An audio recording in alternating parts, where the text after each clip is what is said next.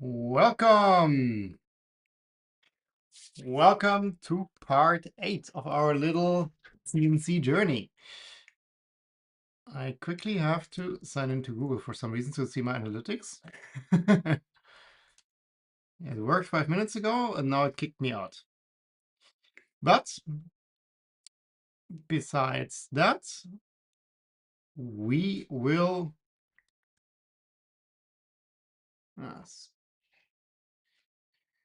seems like this will not work.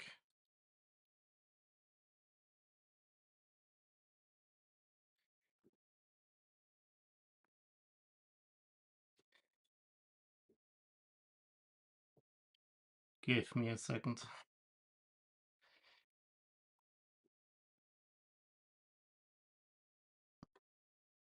For some reason, OBS has the streaming software I'm using has some issues with the Google account since like a couple of weeks. No clue why, how, but yeah. Welcome, Patsimir. Welcome, Steve. Welcome, everyone, to the stream. So, today, we will not finish up, but like mostly finish up the CNC. A couple of things that are left to do is, firstly, we have this beautiful electronic box that has like random fans flying around. So this one needs a bit of love to make that work and finish up. And I see the camera also has the wrong setting. Oh God.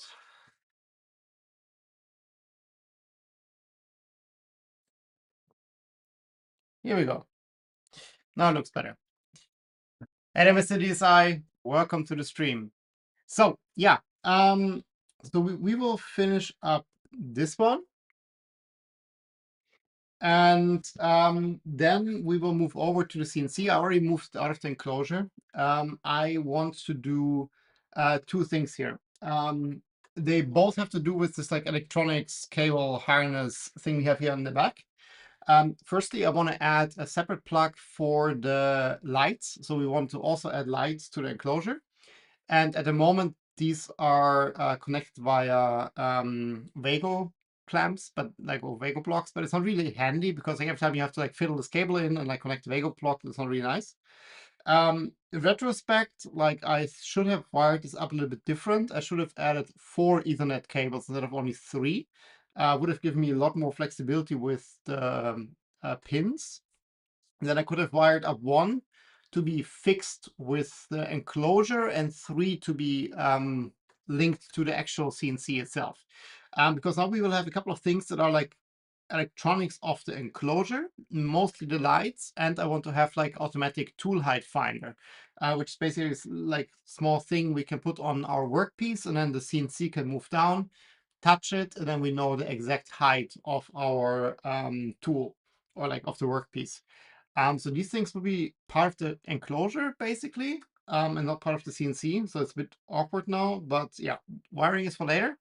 I want to do that. And for this tool height finder, we also need to cut a little bit of an aluminum piece, which you kind of see it down here. I started cutting the Ender bed carriers just as test pieces, and it worked pretty great.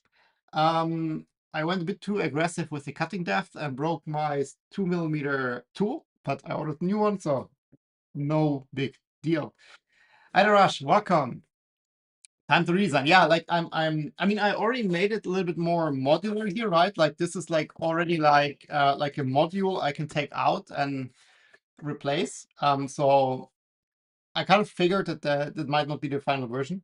For now it works, but for the future, maybe something nicer might be coming. Also considering just like removing like I have added this control port here for like external controller. Maybe I scrap that and then basically just use the extra space for 4th Ethernet cable. I also need to redesign it, of course, on the case, the counterpart of that. But yeah, like let's see. I also kind of have the idea to just make like a custom PCB on both sides. Like basically instead of having these like pre-made breakout boards here, to just have like a custom PCB with like individual plugs. Something like I can make with the CNC, right? I can like machine simple PCB. So also something for the future. Maybe that's a fun project. But yeah, let's get started with this one. Um, one thing to note, and I actually never tried it before, I just tried it now before the stream. If I put the door on here, it doesn't quite line up. And I troubleshooted the problem, and basically from, maybe you see it on camera, maybe not, this part and this part are separate and you glue them together. And seemingly when I glued them together, like I didn't align them properly. And now this is like this surface here and this surface here are not parallel. And what it causes, or like what it causes, or what the effect is then, is that this section is a little bit standing out, so it doesn't close properly on the bottom. And this small section here, that goes over this part here, and that basically also prevents it from closing. That's a problem for like in a minute. I first want to start with the Raspberry Pi, but I don't think I can like break this free because this is glued with instant glue. What I will attempt is to just bend that a little bit in shape with a bit of heat. So let's see if that goes how I hope it goes. If not, I have to reprint this part. That is lesson learned.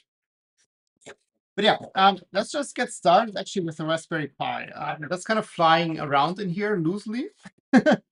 So I kind of want to get this in a shape or like in a place where it's like permanently attached.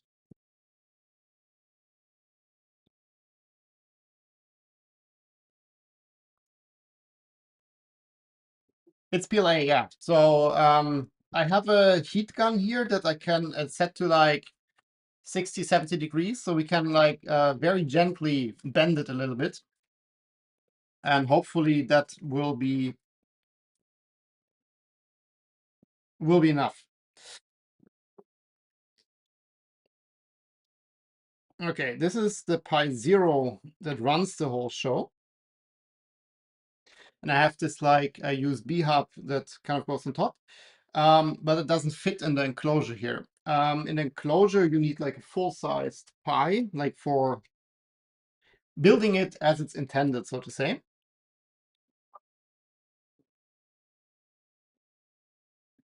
And that's why I ordered this 0 to Pi 3B adapter.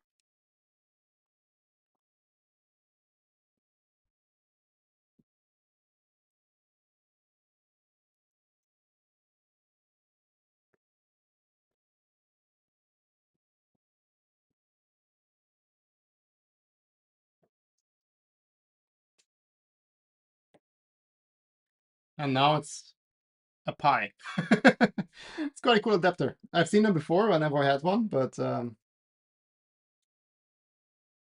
that is quite sweet. I think for these we need the M2 self-tapping screws.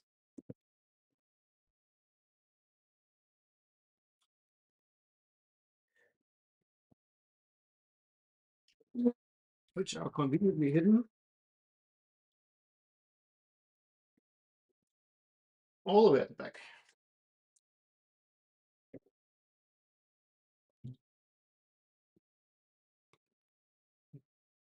That's not the one.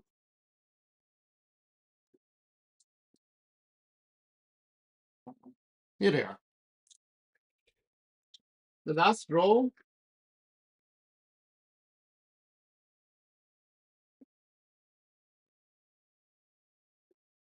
The last row of my screw assortment is not really accessible. It's a bit of a not a planning mistake. Like, I mean, it has the size it has. There's not much I can change around about that.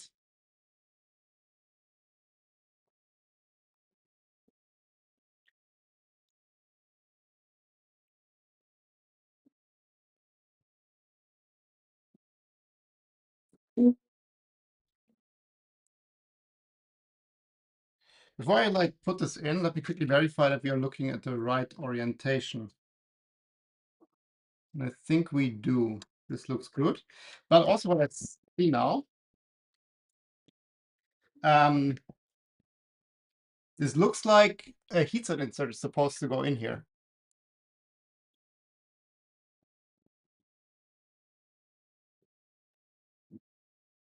And there's a hole here. I think this is also to stabilize this whole block here a little bit. This, which is definitely needed. So I think this looks suspiciously small for like a heatsink insert.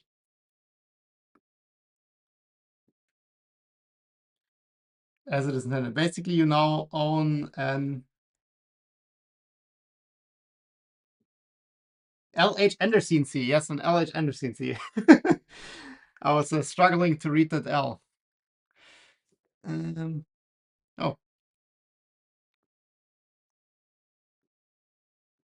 this was hanging. So let's quickly like investigate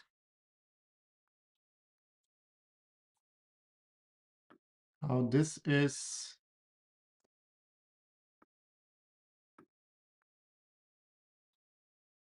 supposed to be installed here.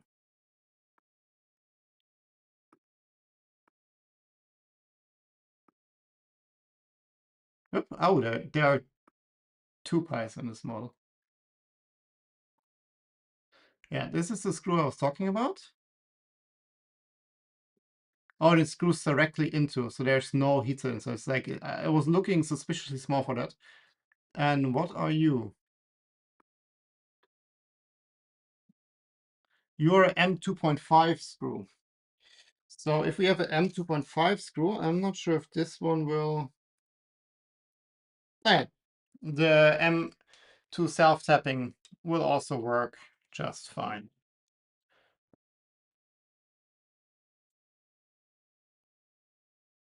So this should work fine. Okay. Then first, we can just reuse this random screw I just took out of the pie. Let's see if we can screw this in here. Yeah, that actually works. Very nice. And then here we need the M4. What are you?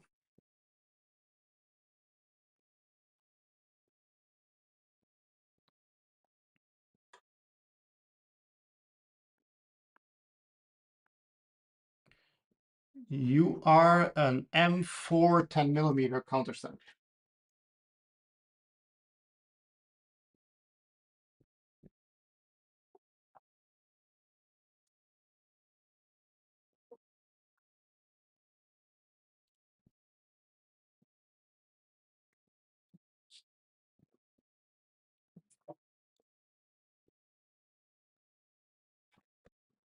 This makes this a lot more stable. Also something we forgot actually, like there are these like blocks here that were supposed to go behind here to space or like to support it a little bit. To be honest, I will just do the following. I will just take one and randomly snap it on the back with a bit of super glue. Like they're supposed to be glued. I'm not gonna disassemble the whole thing here.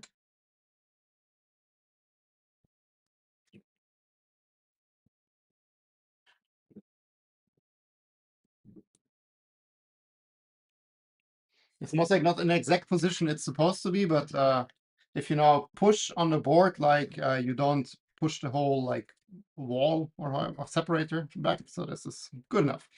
I wonder why they didn't design like a part. There's not a screw hole here to like just have like an L bracket here, because now like when you pull, it still comes apart. Because here on this side it's now quite stable, but this side is quite loose. Yeah, it is what it is. It's good enough for sure. Okay, then the other thing is, if we place this in here,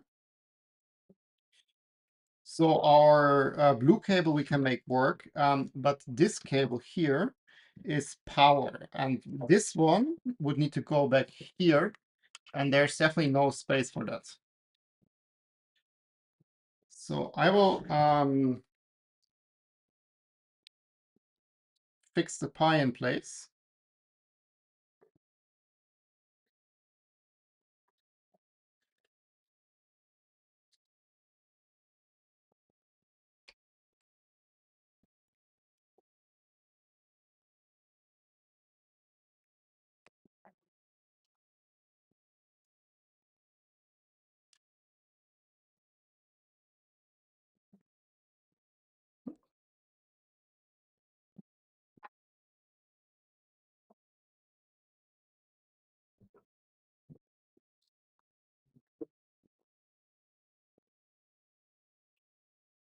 I don't want to take the front off, to be honest.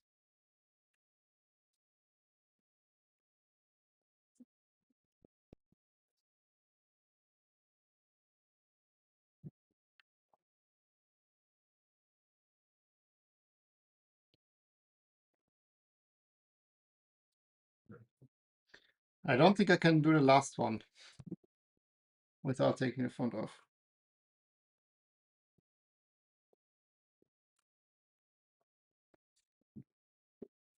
Maybe I can just loosen.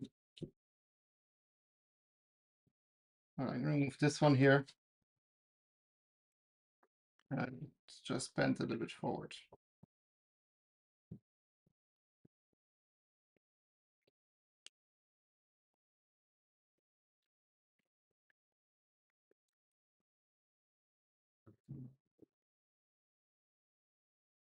Okay, so this is all in place.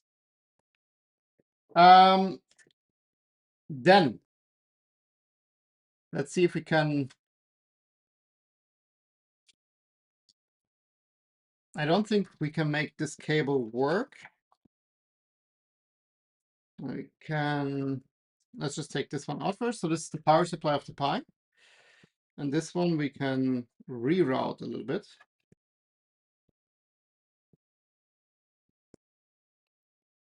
If we route it like this, it does work.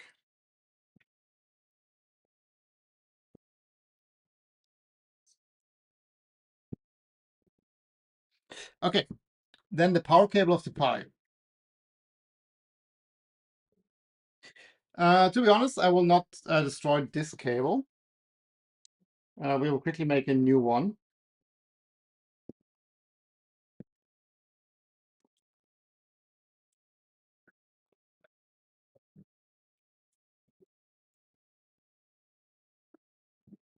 What that means, we have to quickly take this apart.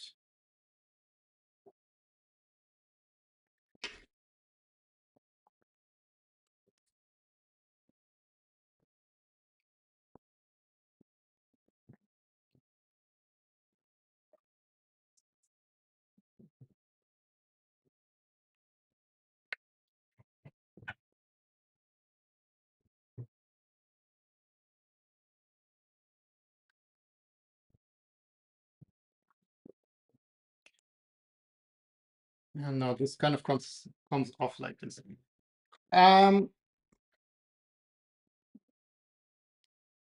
Let me remove this.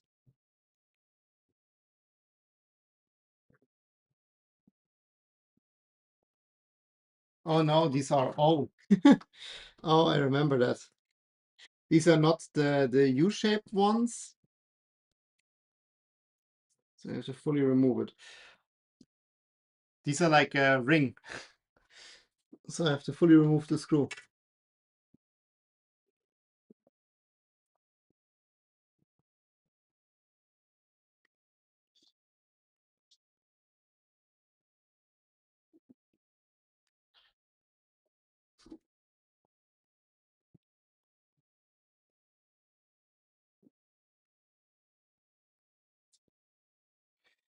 Okay, so this cable basically takes 24 volts on one side, and then we have this little buck converter in here, and it poops out 5 volt. And I like this cable because basically it just allows me to plug in a Pi to 24 volt. So I will keep that and reuse that.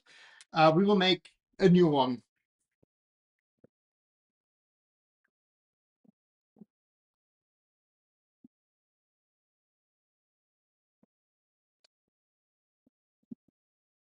We have 5 lines.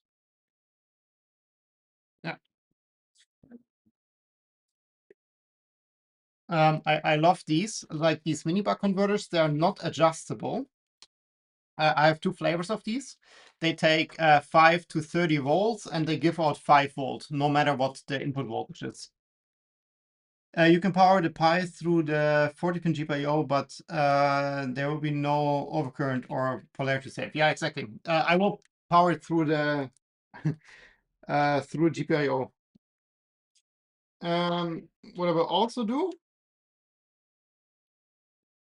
I have these. So basically, this is matching the whole GPIO block of the Pi.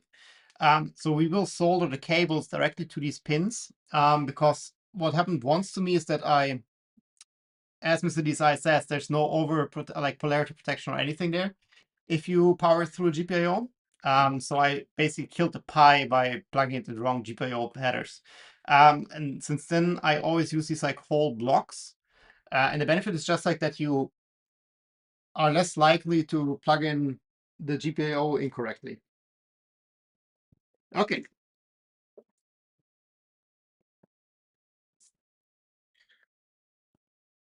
Then, so we need this and this. Let me quickly check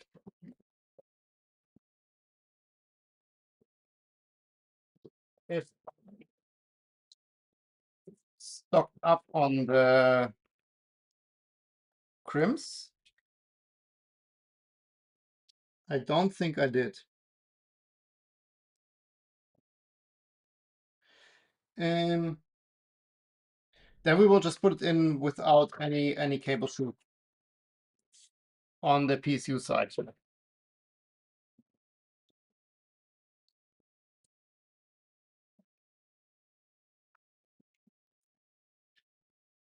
We do need a soldering iron.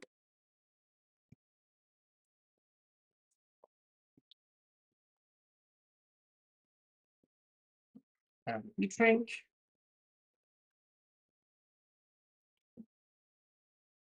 And we need some cable. Let me see.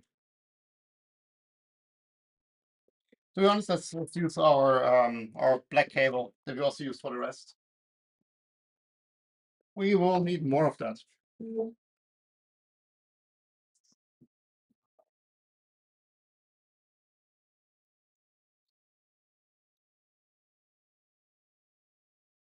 Actually, I want red and black cable.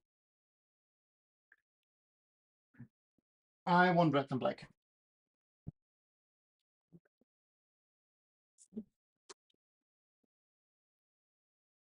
Changing my mind.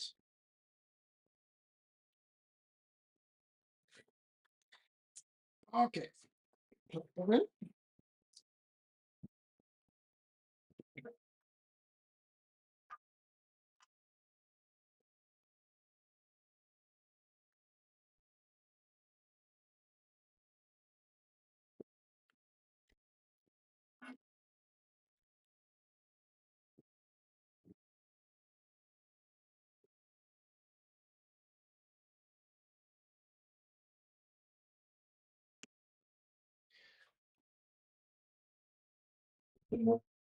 Okay, so we need how much cable do we need?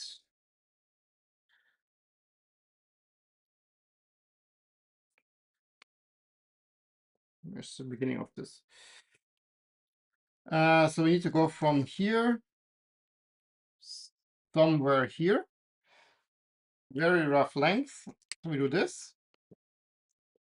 And then we need to go from here somewhere over there.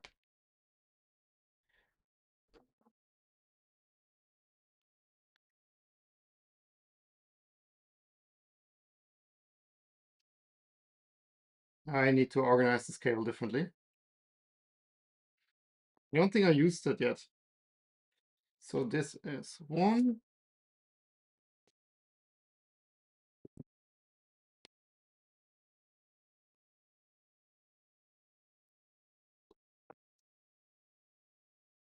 And this is two.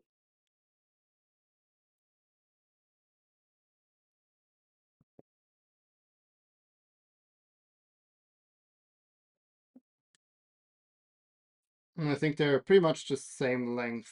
So it doesn't really matter which one we use where, but I think the longer ones are for the second half.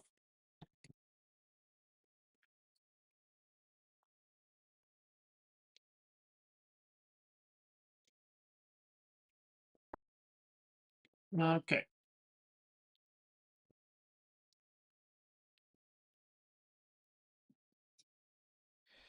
So the buck converter basically has an in and an outside.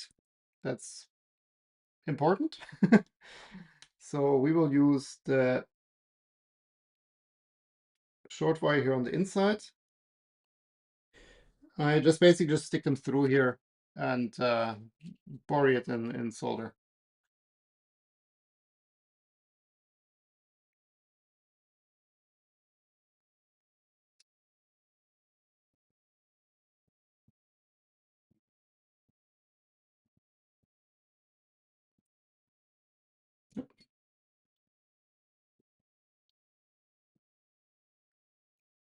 I'm just using like a little bit the spring tension of the cable just to push it in here in the hole.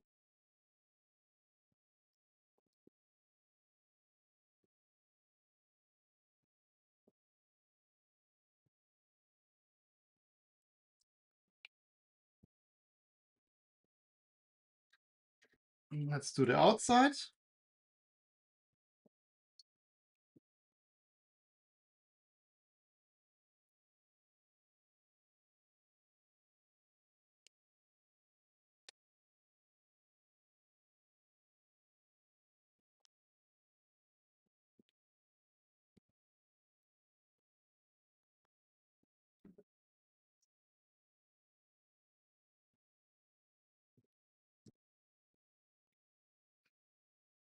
Yeah, I really love these little buck converters because because they're not adjustable, they can carry more power than the bigger ones. Or like they can carry more power than the adjustable small ones. That's the correct way. I think they can carry 3 ampere. If I now would have put the plus and minus in the correct orientate and the correct order, we would have been done. But me being me, we do some extra work.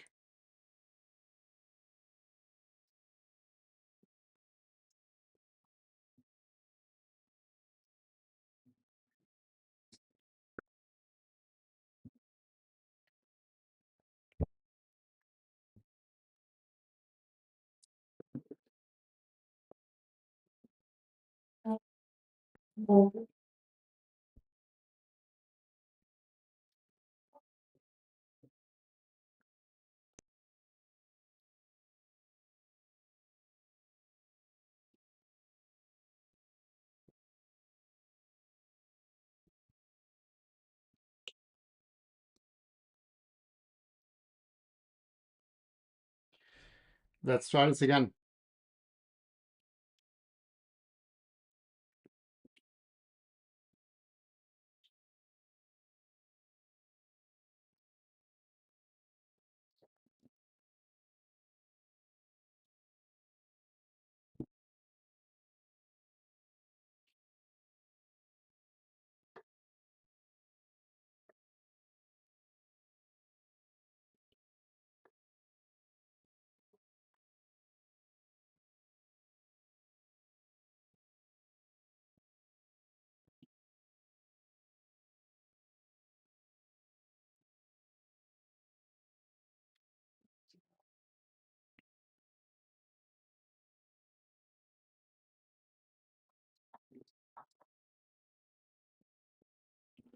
Second attempt.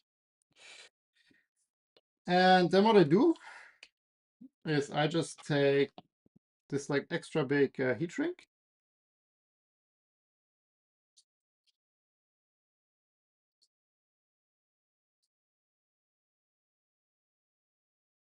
And just cover the whole buck converter.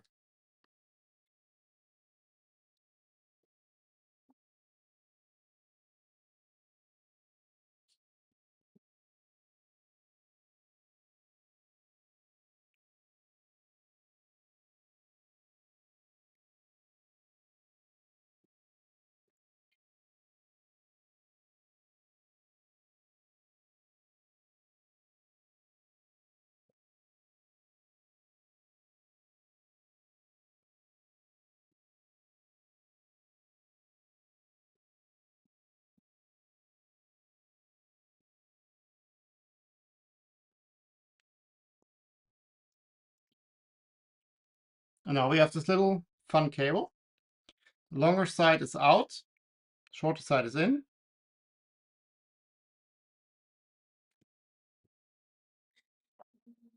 And let me just, for good measure, put these to the same length. And then what I would do is I will just put them around each other.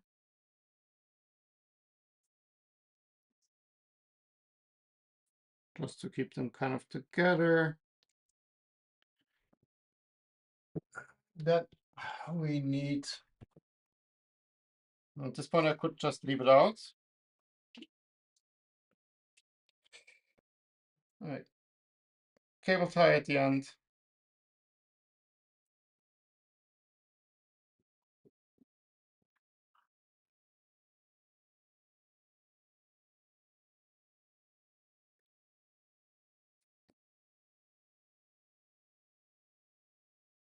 That's one side.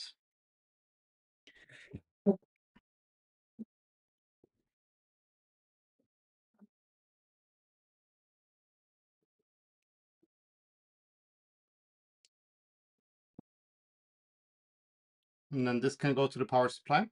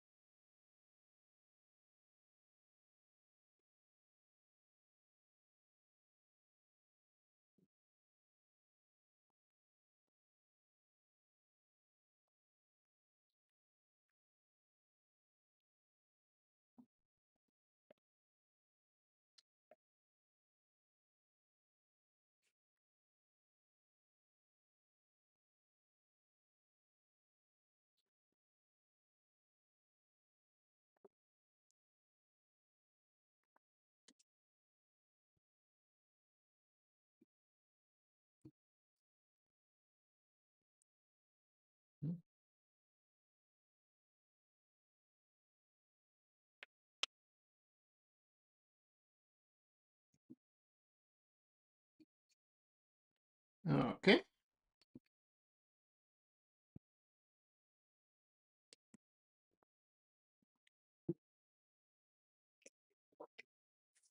And then this basically has to be married with our GPIO adapter.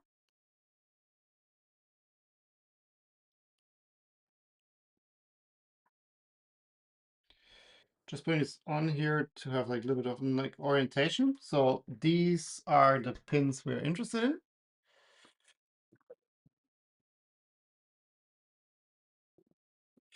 Now what's 24 on the 5-volt side? Oh yeah, the long ones is the 5-volt side. Pi GPIO pin out. But maybe it's good to double check that. Let's quickly use this one. So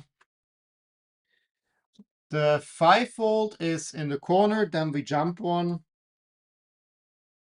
and then it's the ground.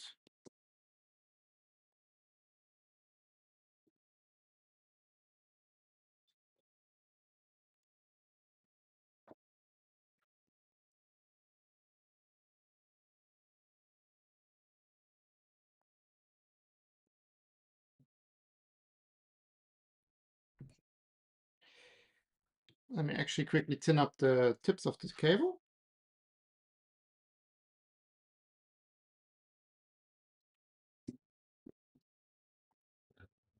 I also want to have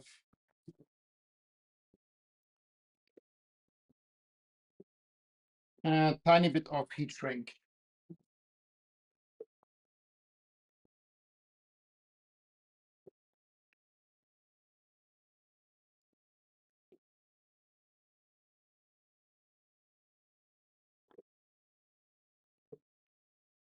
Where's my thin? Let's do this one. And as Mr. Desai suggested,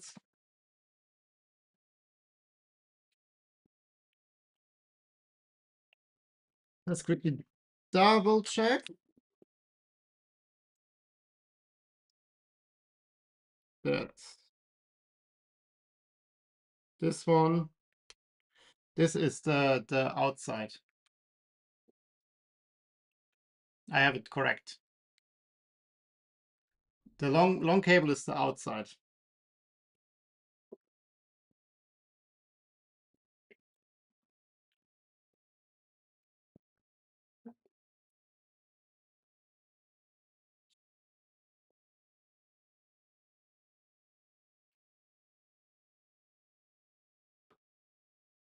Just putting tiny bit of heat shrink over here.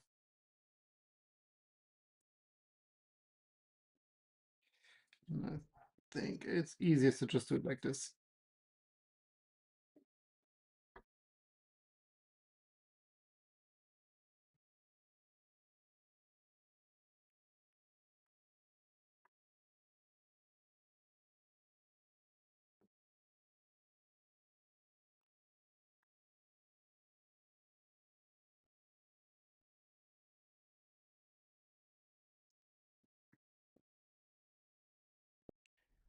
And then we can slide the heat shrink over, and we have a custom high power cable.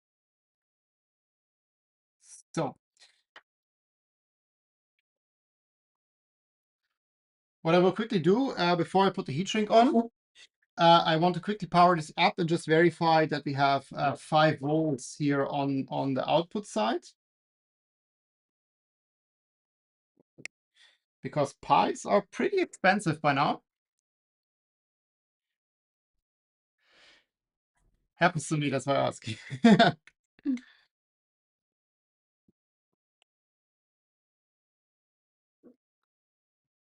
me quickly.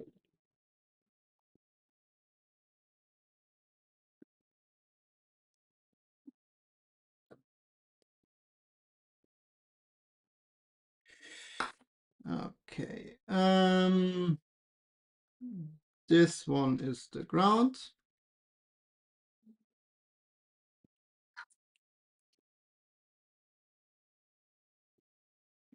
And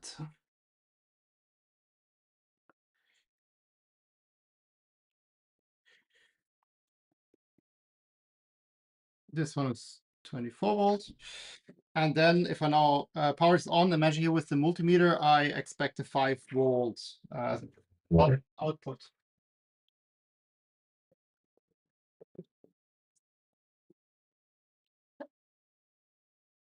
I think it's definitely worth measuring that once quickly.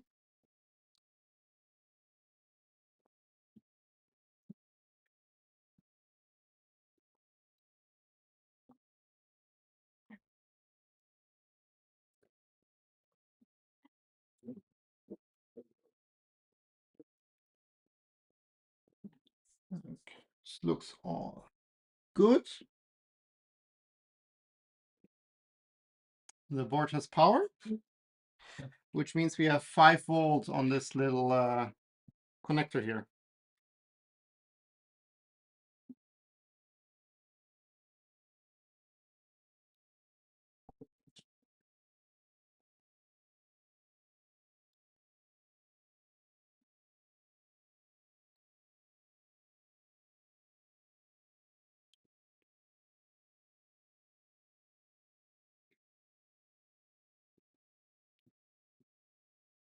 And that's hard to read for me on upside down, but I think we have 5 volts.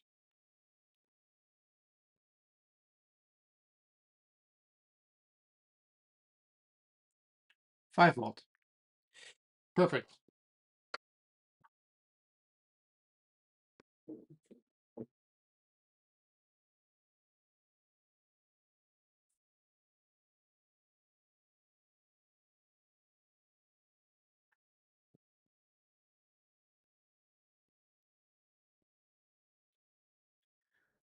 Okay, power is off.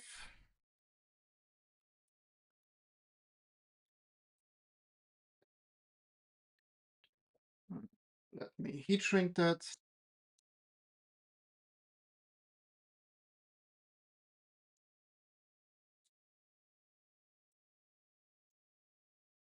And now we have a very nice cable. Let me just quickly re-verify while I plug this in. that we have indeed the correct pinout. Actually, you know what? We can also just like put the cable on this side here. We don't have to throw it through this cable channel here. There's nothing on this side. This is meant to for a 5-volt PSU, I think, and some other stuff, but we don't need that.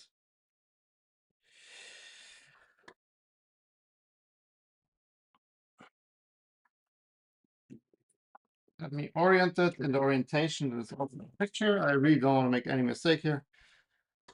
5-volt, 5-volt ground. So we have 5-volt, 1 free ground. So this works perfect. And then this can just really just chill back there. Okay, let's put it back together.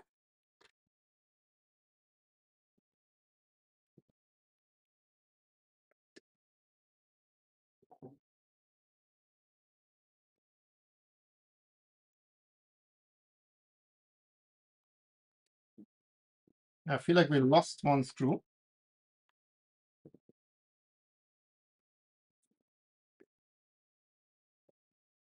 Hi, Ravenkeeper, welcome.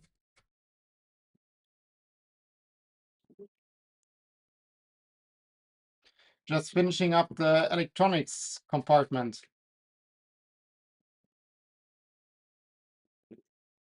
Yeah, I lost this screw here.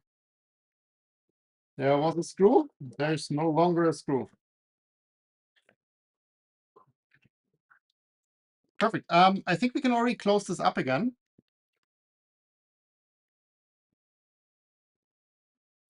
Because there's nothing else left to do here. Besides putting this back.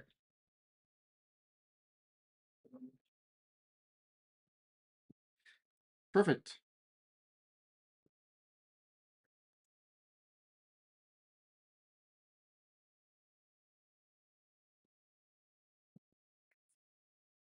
Just screw is too long. This one's longer than the others.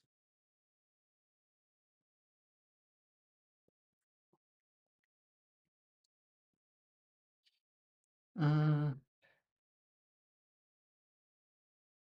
an angle isn't. Ah, you mean like a right angle cable here? Yeah, that would be nice.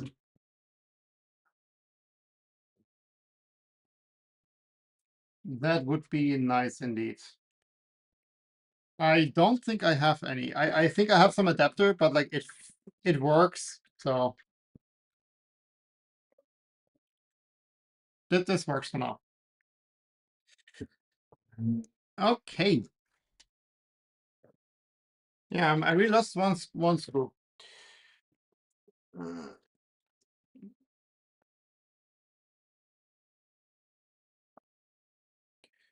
That is no problem. I actually have more of those.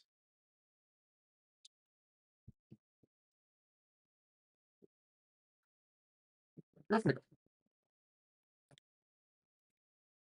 Okay.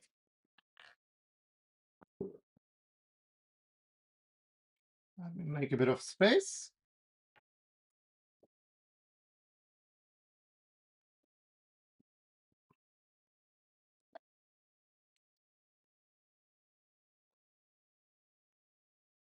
Now the fun part. And with fun part, I mean the not so fun part. USB cable. Yeah, I got it. So this one doesn't fit, as I mentioned. So basically, it's really like it's just like bent like this from this glue joint here. So what I will attempt, and I'm not sure if this will work.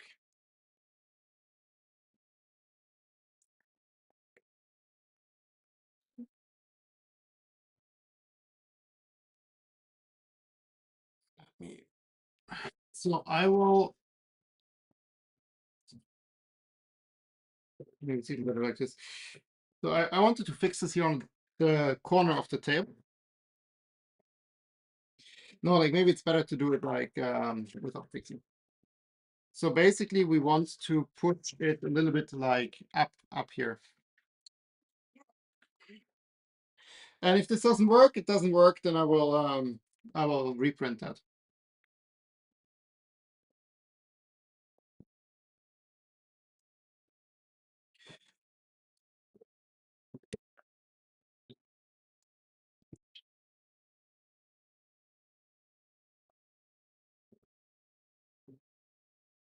So at the moment it's 80.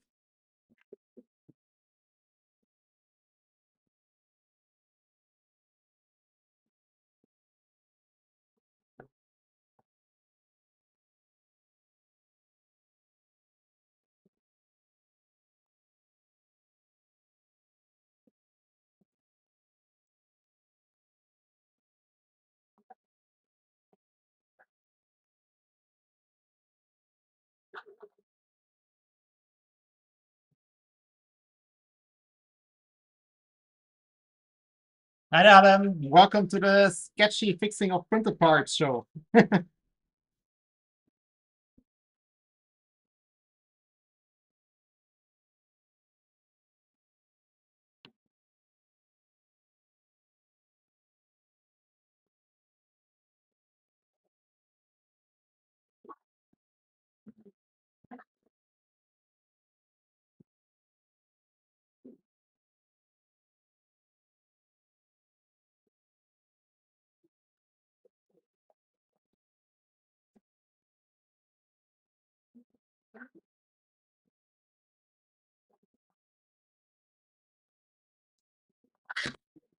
Don't want to rush it.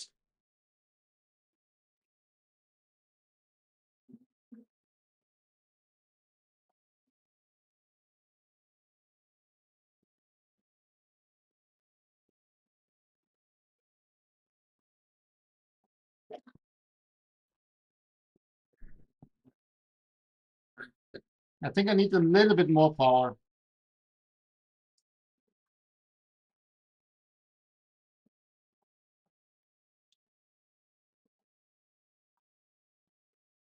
Figure out how this works again.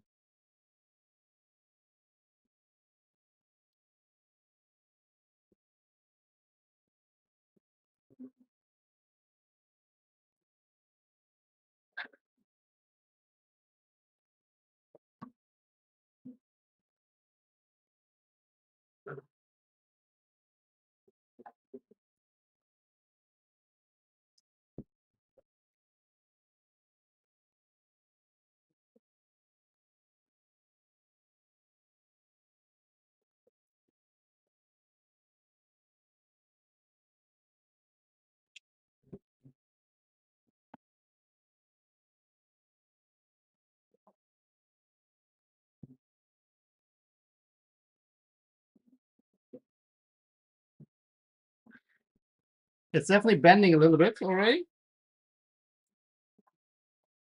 Yeah, not, I don't need a lot.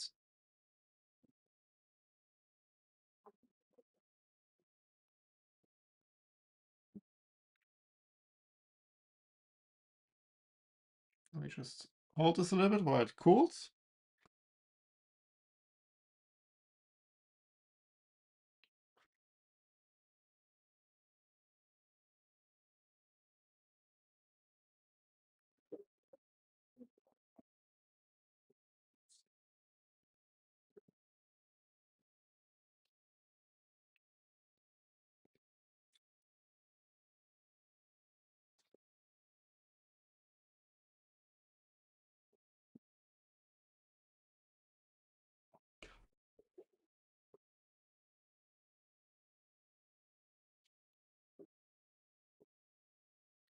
Yeah, and this side it fits now.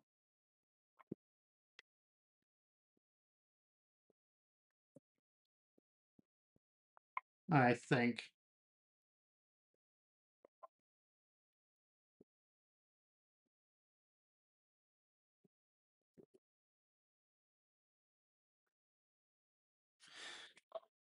This side needs a bit more.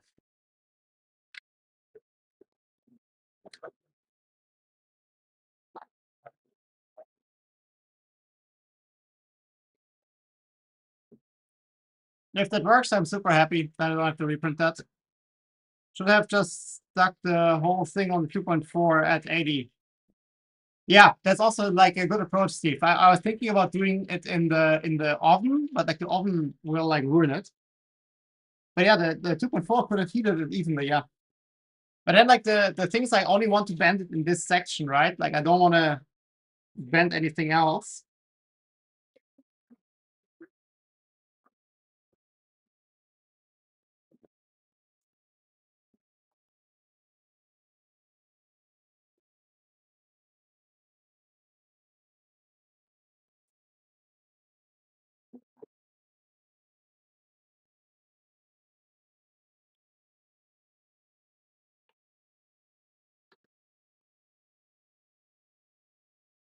But this will also be good enough now. Like I'll also be like can shrink, yeah. Isn't there this volcano PLA or something like where you have to anneal it in the oven after you print it? And then it also like shrinks and warps.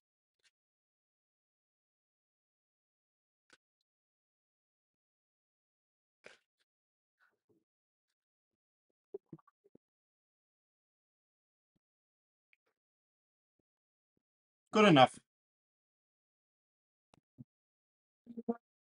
Good enough.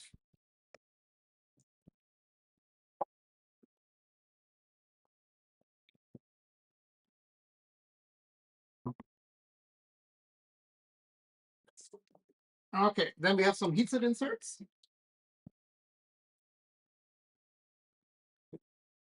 That want to be inserted.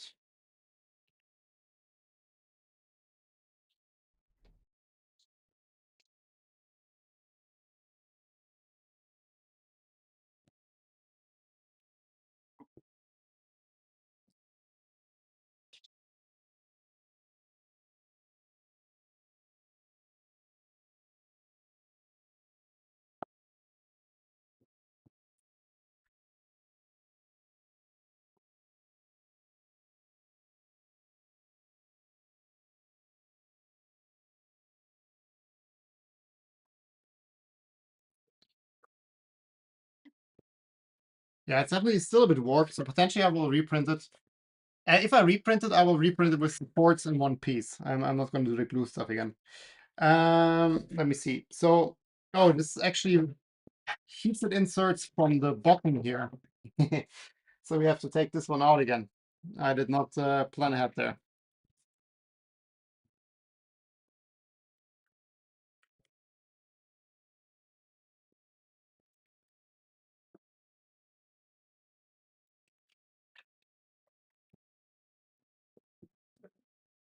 So we have 1, 2, 3, 4 here, and then 4 on the counter side.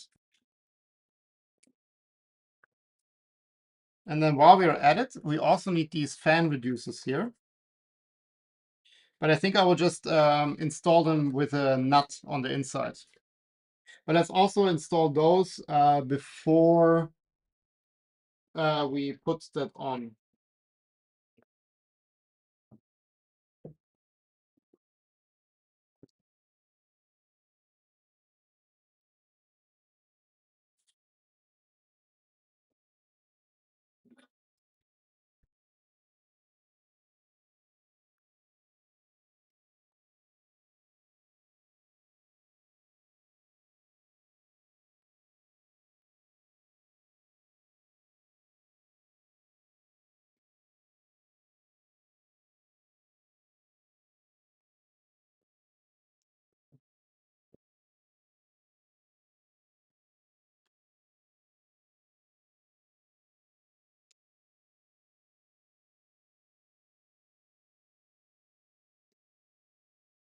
Okay.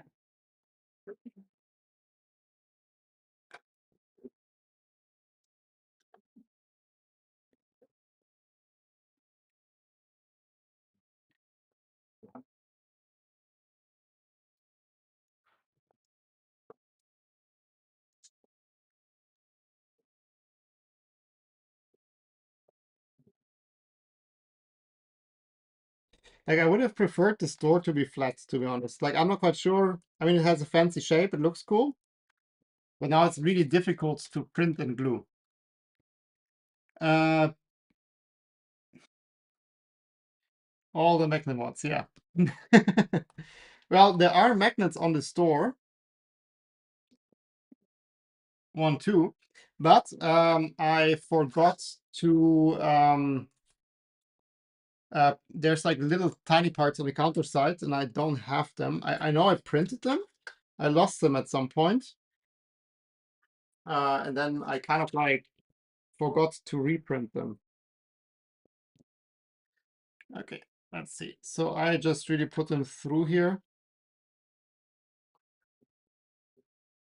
And then we will just use a M3 nut on the other side.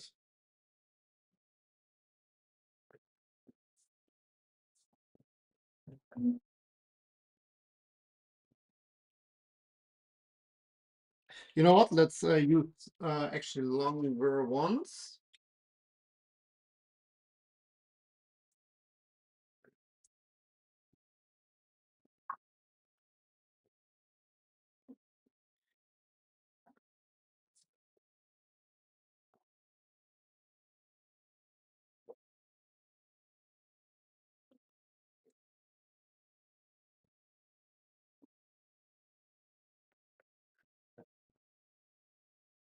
So we can also use a washer.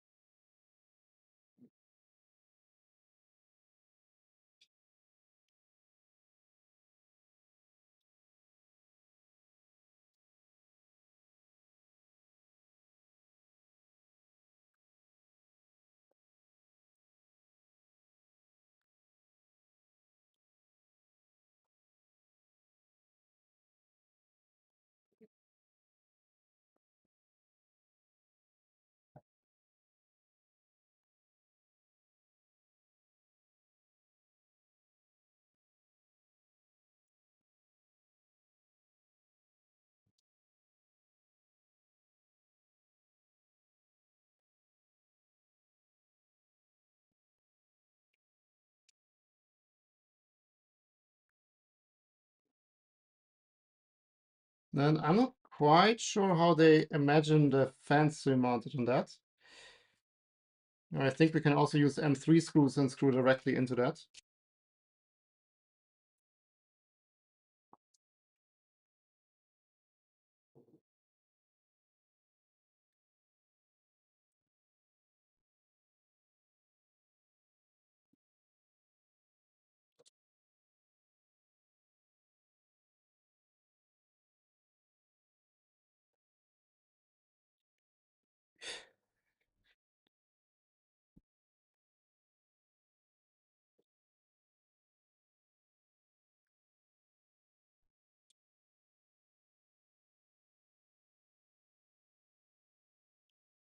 There we go.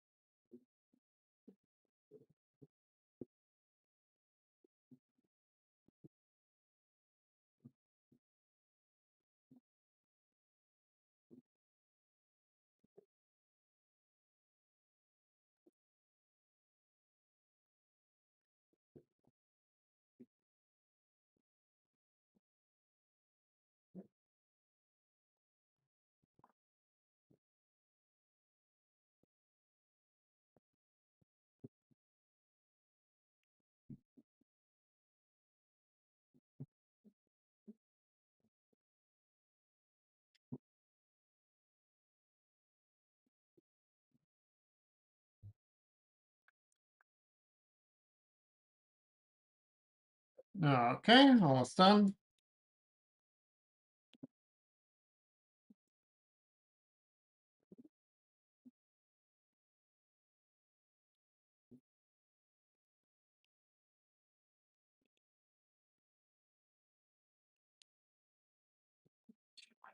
Perfect. Now we have these two fan reducers here.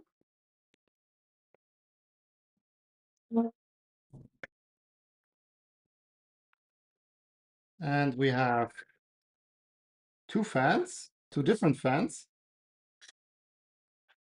Then I have two times the same fan.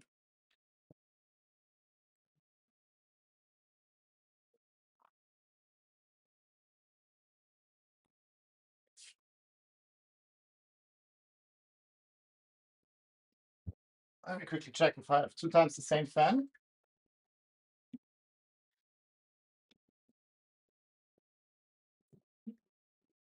Just to satisfy my OCD.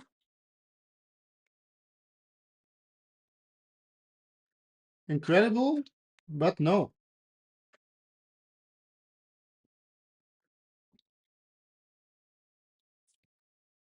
Yeah, then we have two different fans. It is what it is.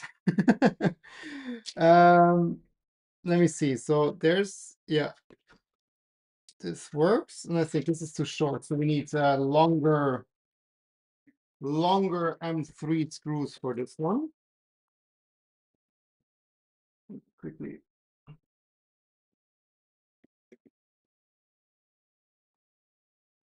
Put this stuff all back. And then I think maybe we need 20s here.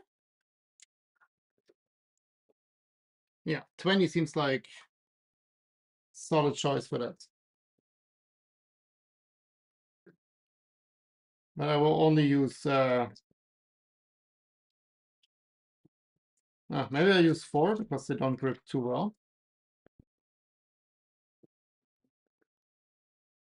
I mean, they hold it, but that's about it.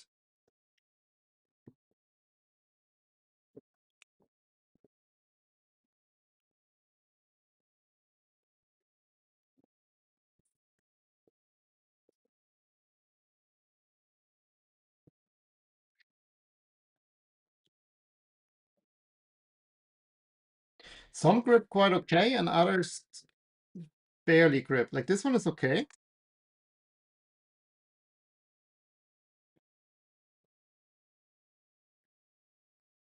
This one's like barely. Okay.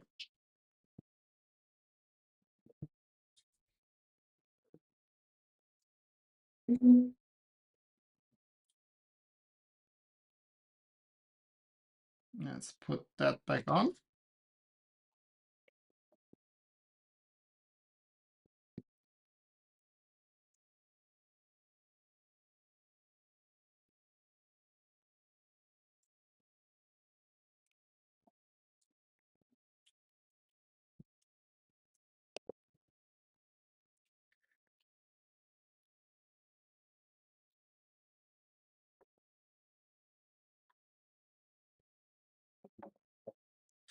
This cable might be a bit short.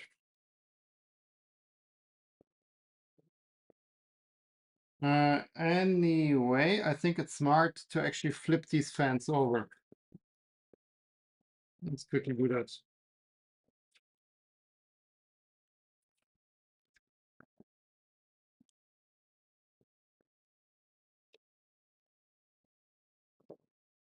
And if the cable of this one turns out to be too short, I will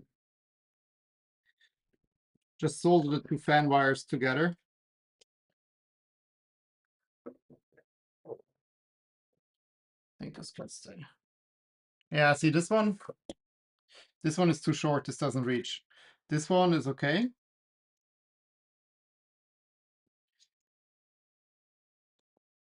I mean, this can work as like a limiter, but yeah, not ideal. So I think that's not for now. I will do it later off stream. So I will just like combine the wires here. That basically they only one fan wire goes down here.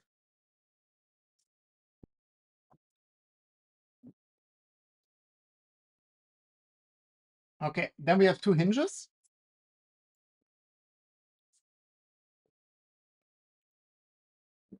And the short side goes through the door. These hinges work with filament here. And what I will do, I will just add like on one side a little bit of super glue just to hold this filament pin in place.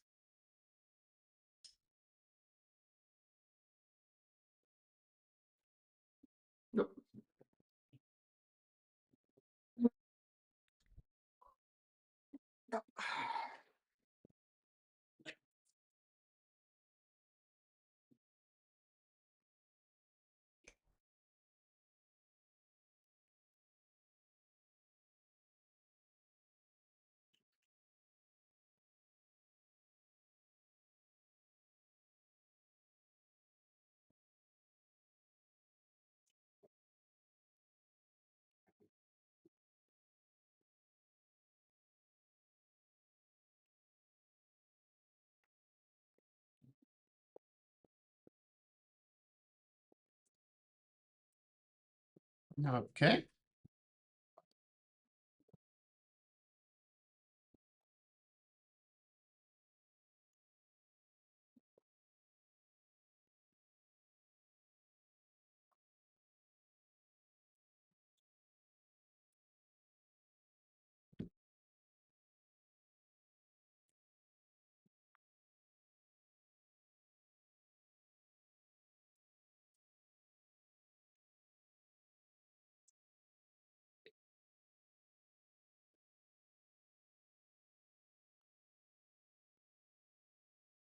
Showing how the box looks. Yeah, like the box itself is really sweet. Oh, for this one, maybe I need a little bit longer screws here. I also love how the box looks, but the door is a little bit of a pain.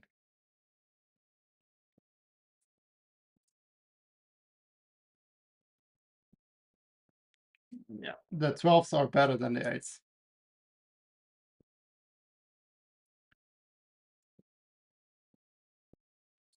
Let me also swap these quickly.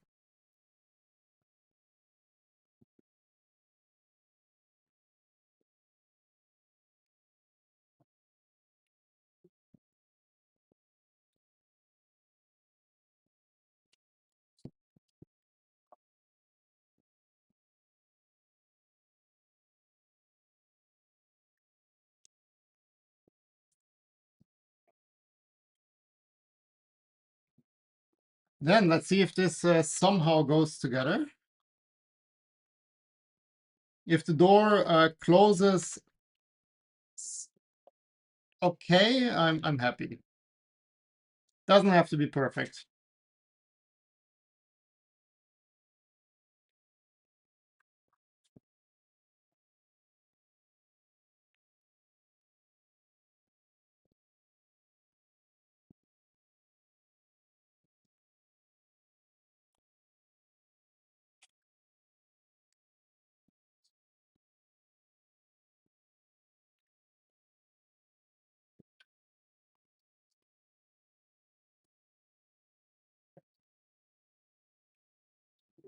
I think there's a bit of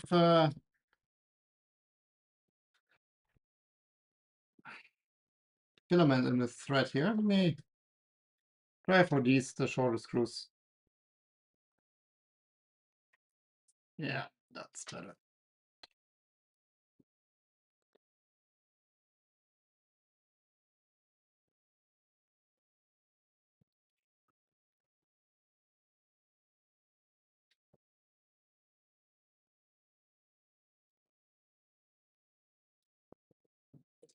I mean, it closes.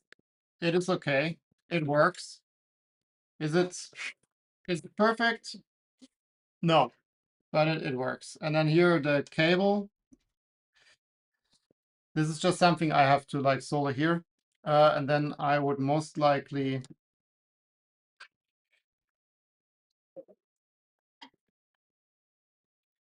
let's just put that through here. Then basically this just is here. And if those are soldered together here as this Y, then that's perfect. For now, I will just plug it in like this. Oh, and then what I wanted to show. So here are little like indentations, like a little bit like of a marker. And there you should like glue the opposite point of these magnets here, and then like this close with a magnet. Obviously, I'm very sad that I don't have these, but I will add them later. And then also like there was on my to-do list. There are little like spots for TPU feeds. I also want the TPU feeds, of course.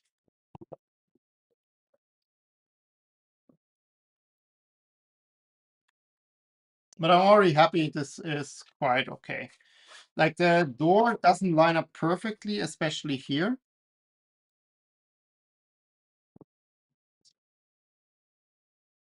So maybe I'll reprint the door at some point, maybe not. But like functionally, that works. Okay, cool. Then that was the fun and easy part.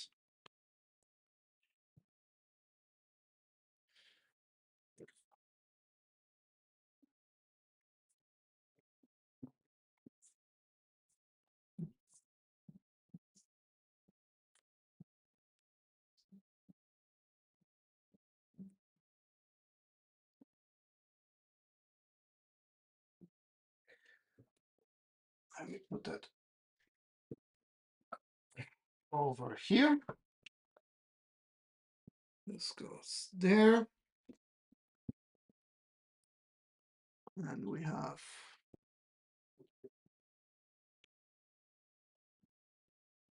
a bunch of trash.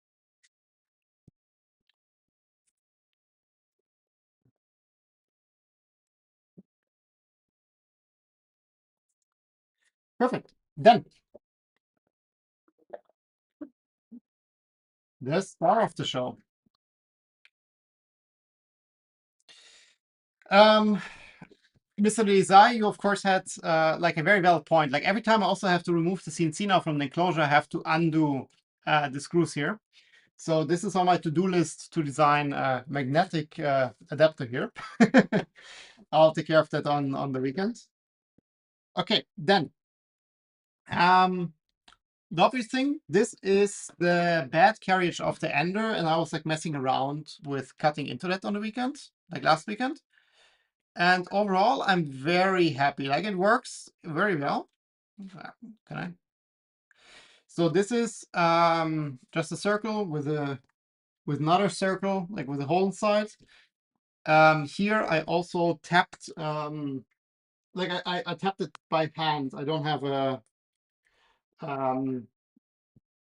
tool to tap, but I tapped it by hand, and that also that works. So I'm very happy about that. What I wanted to do here in this spot, I wanted to replace these like anchors for the gas springs of the enclosure. But I was a little bit too ambitious with the cutting depth of the 2mm bit, and I broke the bit. Then I switched to the larger bit.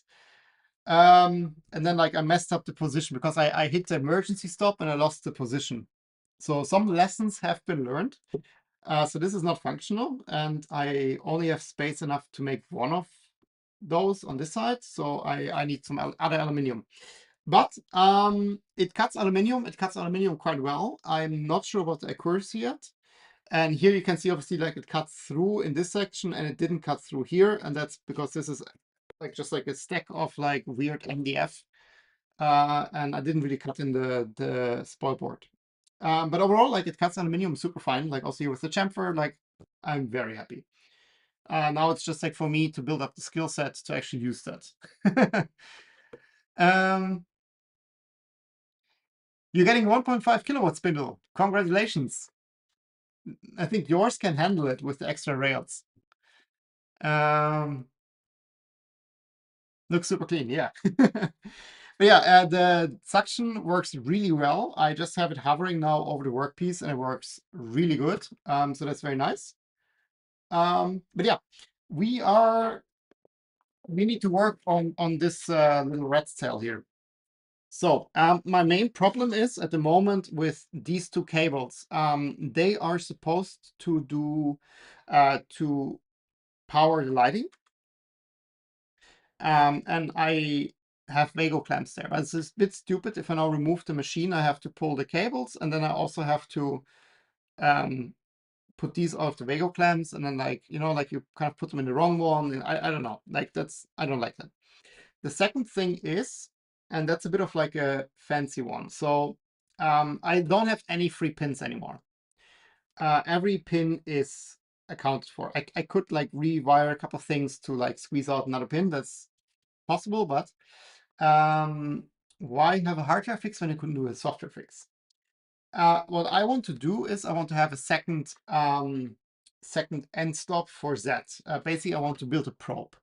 So what I want is a bit of aluminium where a cable is connected to, and I can put this aluminium piece with a known height on my work piece, and I can connect another cable to the spindle with a little clamp, and then basically the spindle can move down and touch the aluminium plate.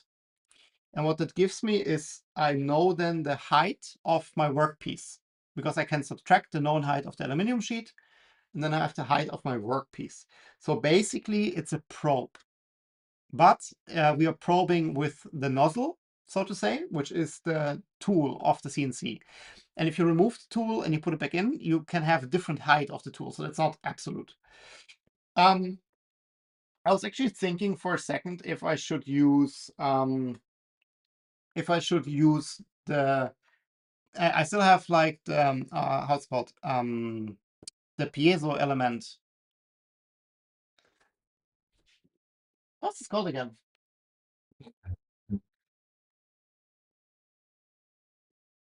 My brain is blank. The PZ probe. I still have a PZ probe and not with the, you see it here, it's just like the loose PZ probe. So I was kind of thinking if I should add a PZ probe somewhere here, because then like it's just like by force if the spindle moves down. But then I figured like everyone else uses like electrical signals with aluminum plates. So let's just do the same. So basically we need to modify this wire harness, long story short, to have a plug here for the lighting. And I mean, we first have to figure out which cable it is. It's this cable. I just need to see which one of these it is. This cable. And maybe I even do it just here closer to the machine, that we can plug in basically two end stops. And in the Clipper config, I can configure the Z end stop and I can configure the probe. There's a little bit of a hack to use one pin twice. So yeah, that's the two things we need to do. Long story short. So for this one, I want to have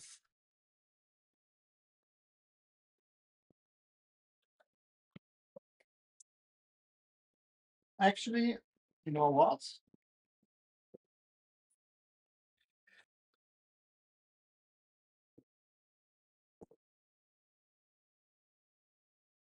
I just go with the XT60 connector for the lights. That's a bit easier to solder maybe. And for here we use a JST.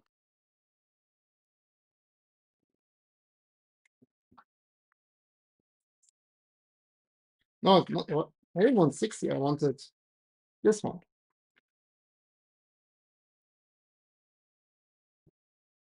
40, that is.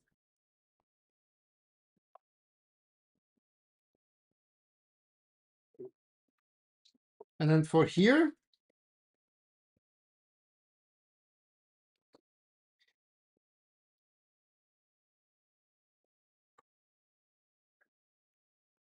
we basically want JST, but like it needs to be like kind of like a cable, like a Y splitter situation.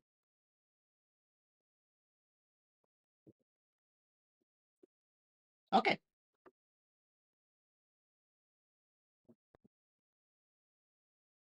Let's just start with this one because that's quite straightforward. So we can just, let's literally just solve it to the end here. I'm not going to even shorten that.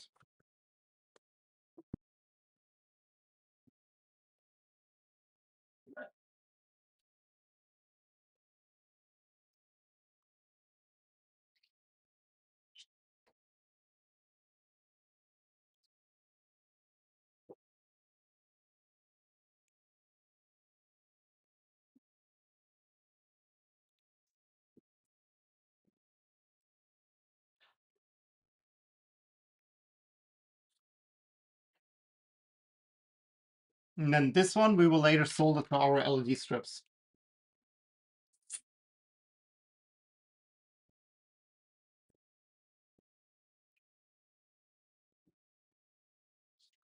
Oh, no, I forgot to put this back.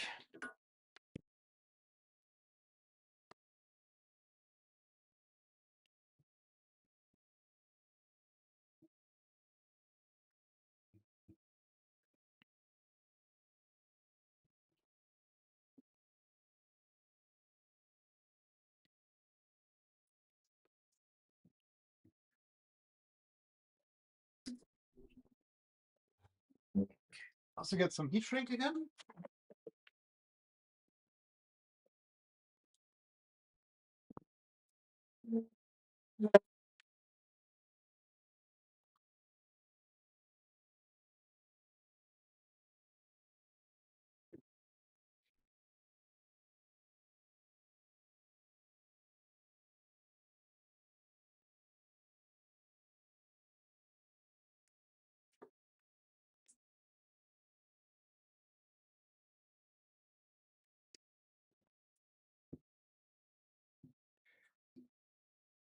The ground is on the outside.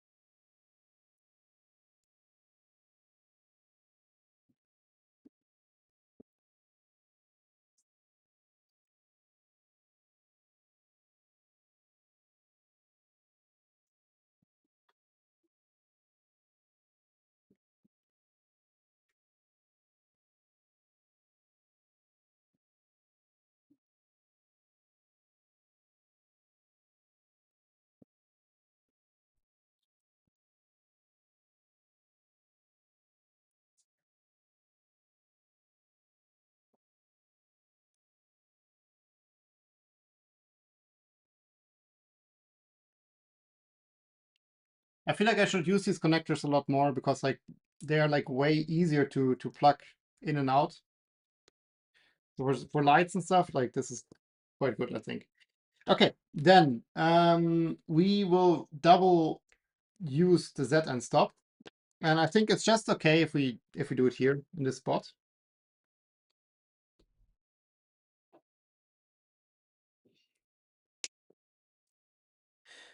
I wonder if we can kind of glue them together.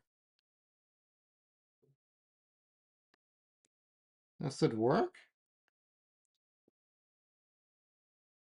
That does work. Maybe it's nice to just have them like in one go.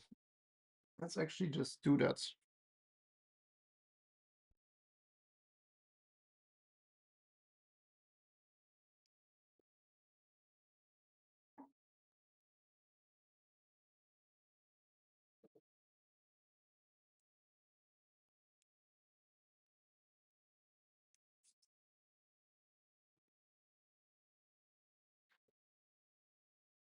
Not perfectly aligned, but good enough.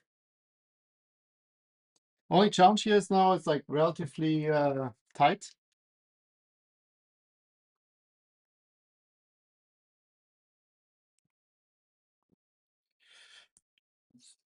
But we will manage.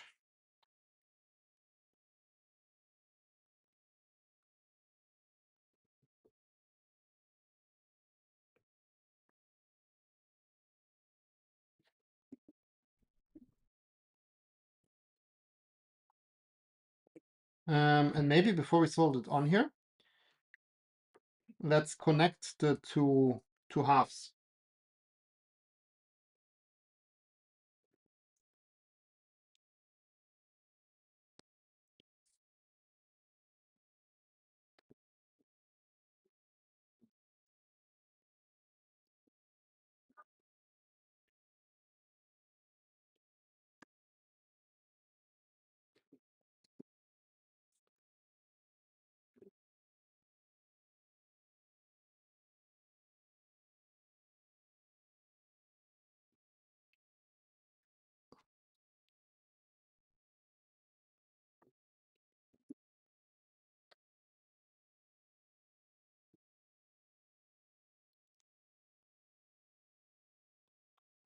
Let's see if that works.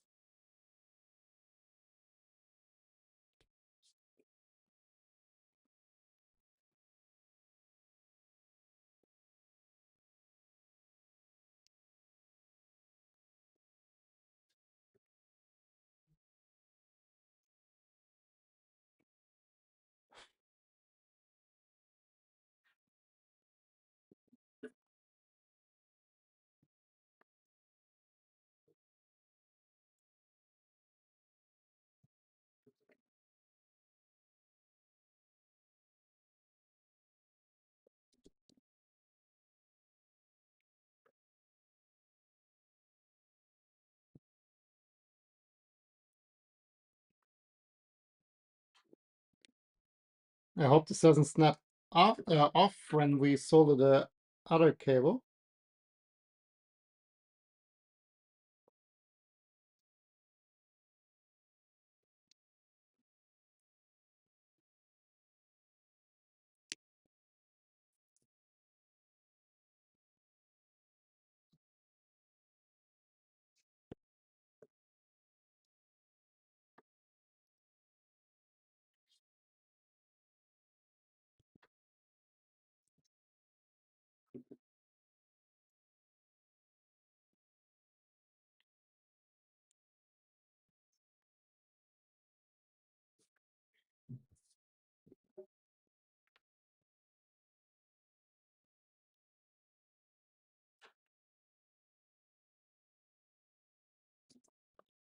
Okay, that was the easy part.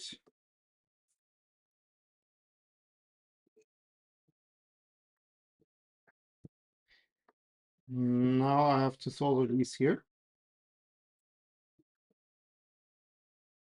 I'm trying to not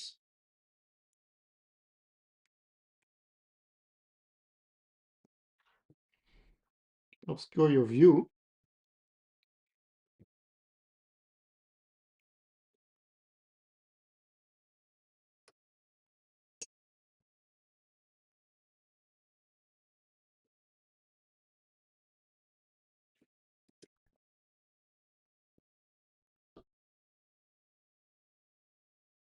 I think that worked. One thing I never bought is like a hot gun glue, but this would be the perfect thing to hot glue gun. This would be the perfect thing to hot glue. Maybe now is the time to do so.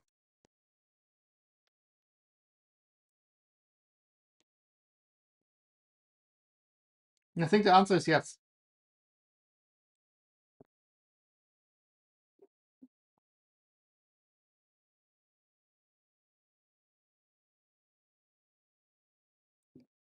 No, what did it? These should be crimped, not soldered.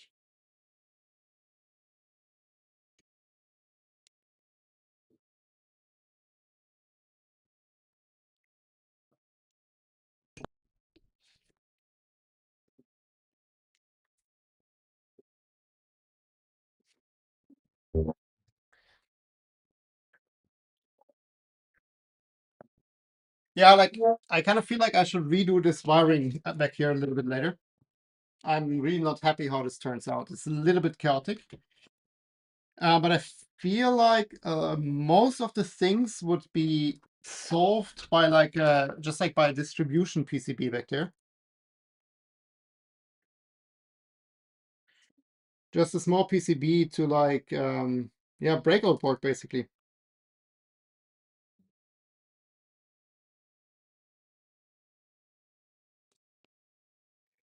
Breakout board would fix that.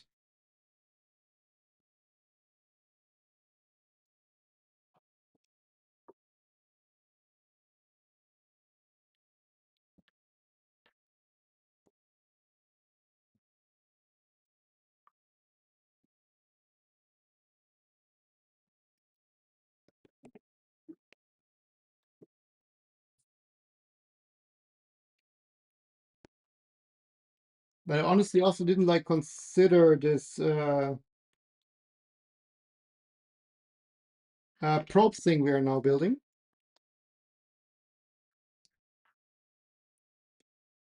in my planning.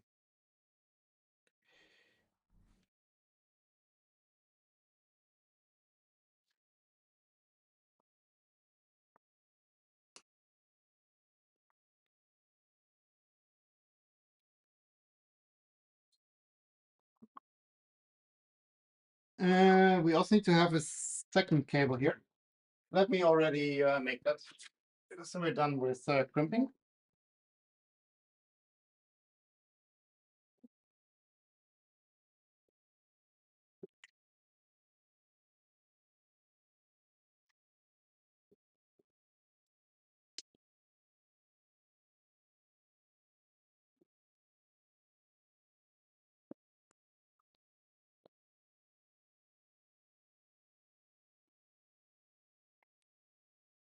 We only need half of that.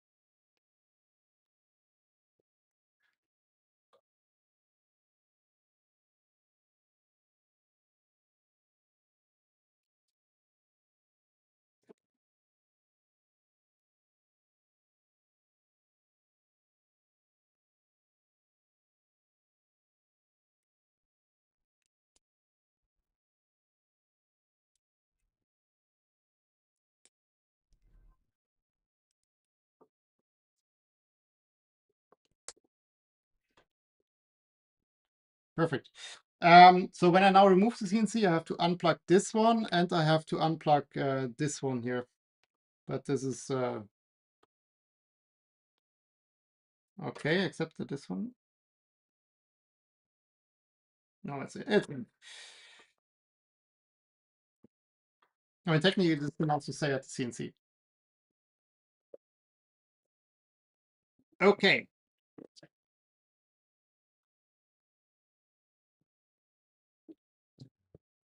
then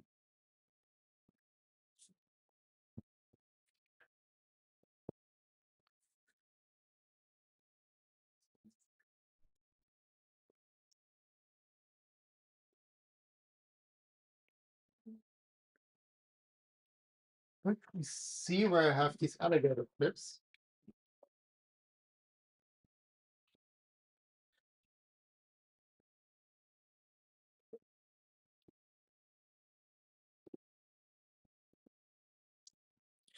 So that basically is one end of this cable, and we can just clip it then to the tool or to the spindle.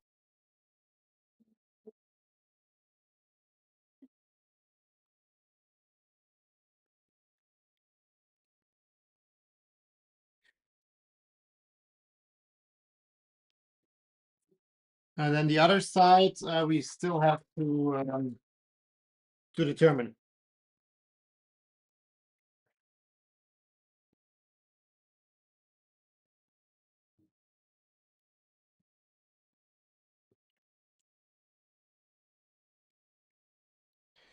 How did I get this on? Here we go. Ah.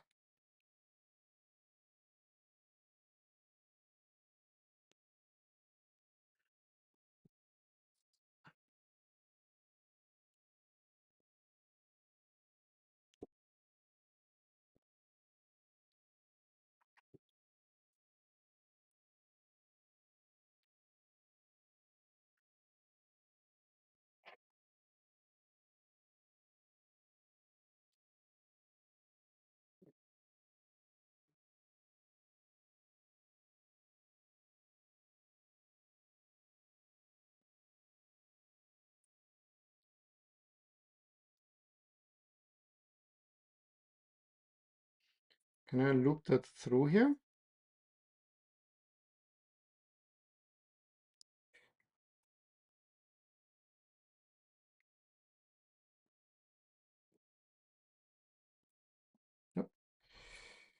Can you stay in there, please?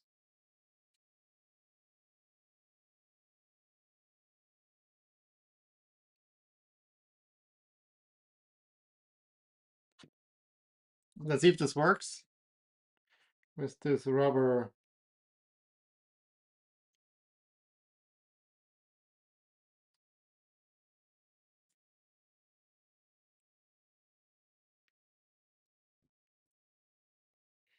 Oh, shit.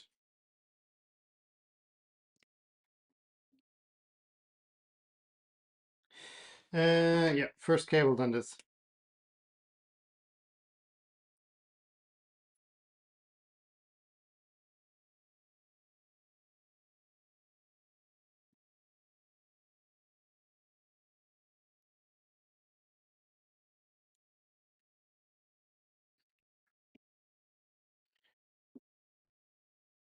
I don't think this hole is intended to be used like this, but it gives us some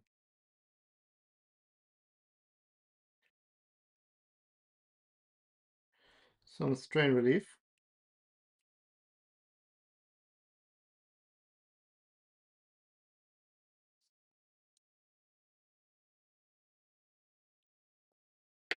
For this relatively thin cable.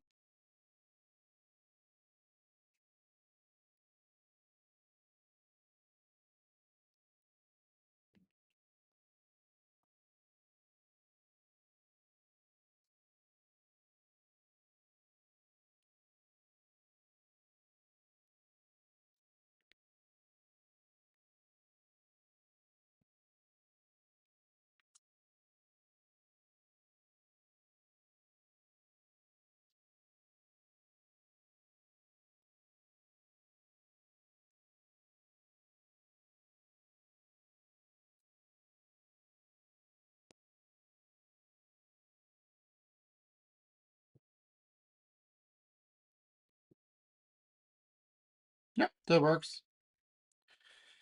And this goes on here. And now basically this is half of our end stop. So this basically clips to the spindle. And the other one we will mount to like aluminum plate later. And this is then our end stop for the height. Okay, cool. But then all the modifications we need here are done. Now we need to make the opposite side of that thing for lights.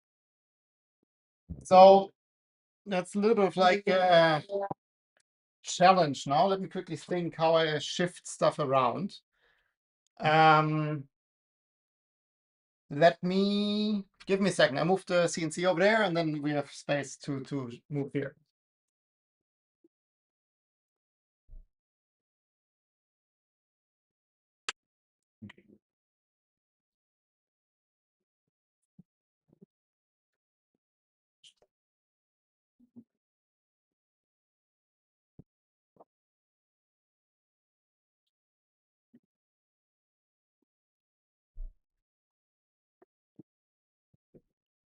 That was part one.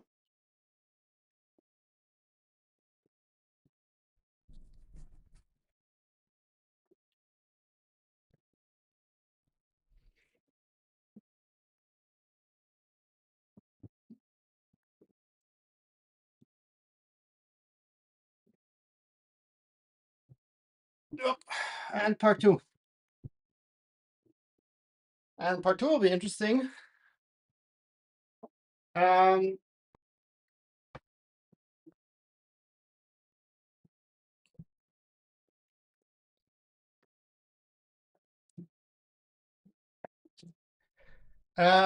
what did we do last time? I think we undid the.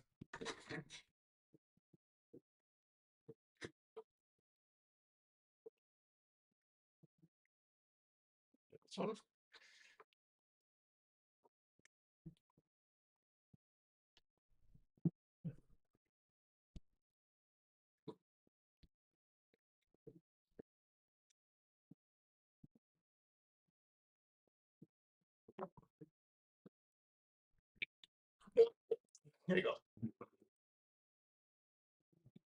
And then I think we were able to just put this on the side.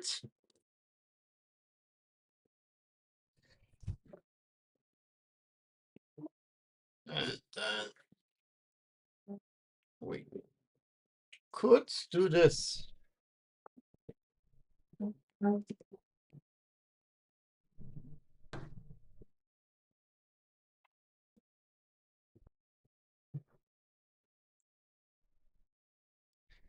Whew, that worked.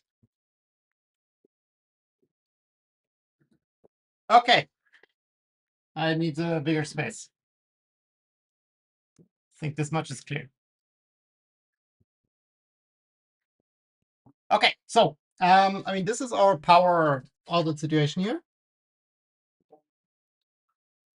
And we want to install the LEDs in these sections here. And the first one will be getting these out of here. So um,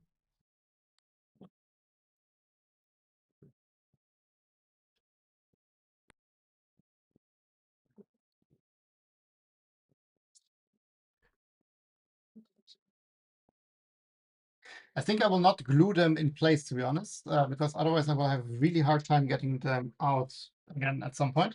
Okay, so LED strips. I already fiddled these cables through this L bracket here on the side. And these are the LEDs we have. So these are 5-channel LEDs. So they have RGB, cold white, and warm white. We will not use that, to be honest, because we don't have the pins for that. And I primarily use these LEDs because I still have them. Let me quickly. So we have two sides, of course. So technically, they're just perfectly long enough. So we need 1, 2, 3, 4, 5, 6, 7, 8, 9, 10, 11, 12, 13 sections. So to do both sides,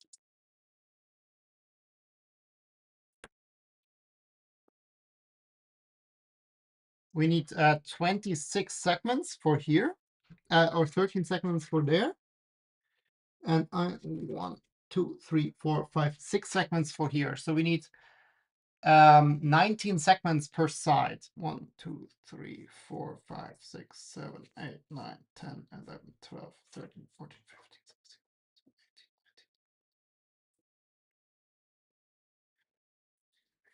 17, 18, 29, 30, 31, 32, 33, 34, 35, 36, 37, 38.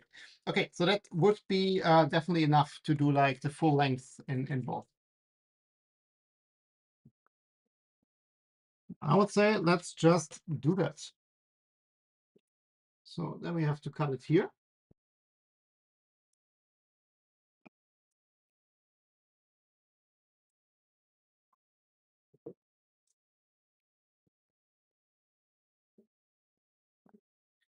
And we have to cut it here.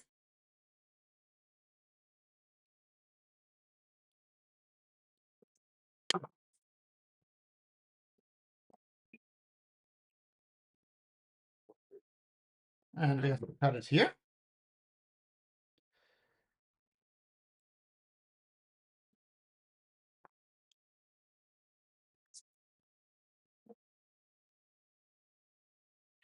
And we have to cut it here.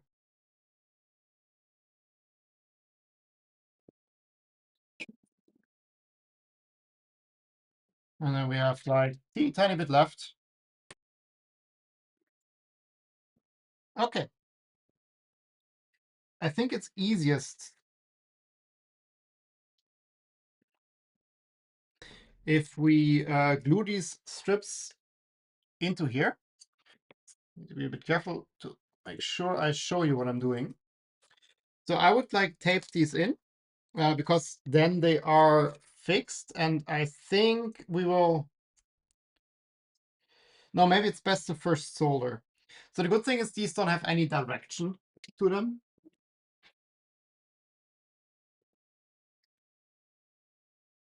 So nothing we can do wrong there.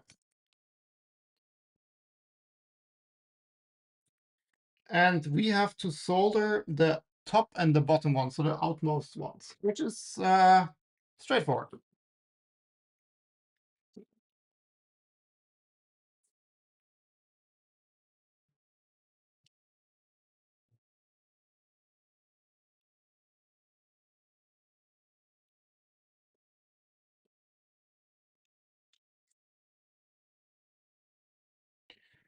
And I want to make sure to not pull these cables out, because that might be quite a pain to like fiddle them through this corner here again.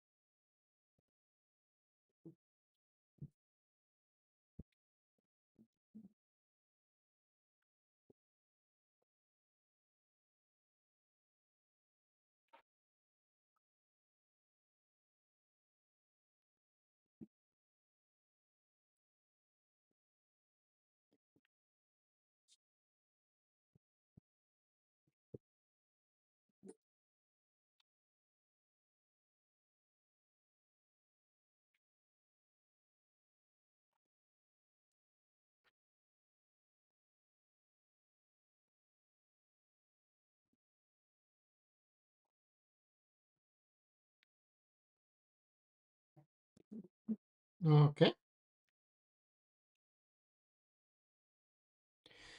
that looks good.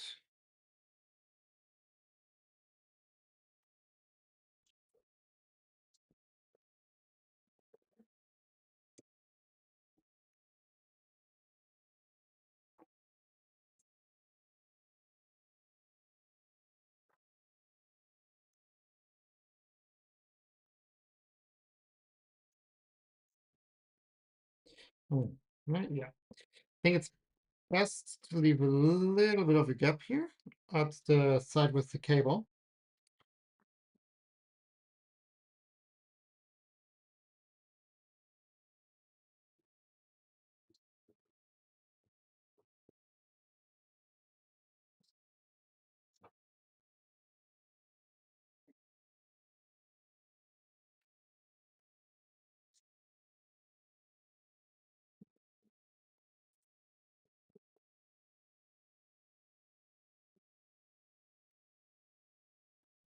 And then here we can push these cables into the corner a little bit, but I don't think they should be way too long. So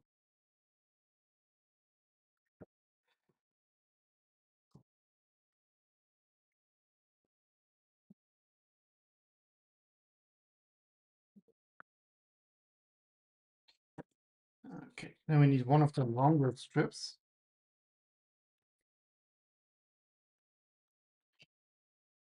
And for this side, we'll figure out later how to run the cable. So I will just solder one cable here at the end.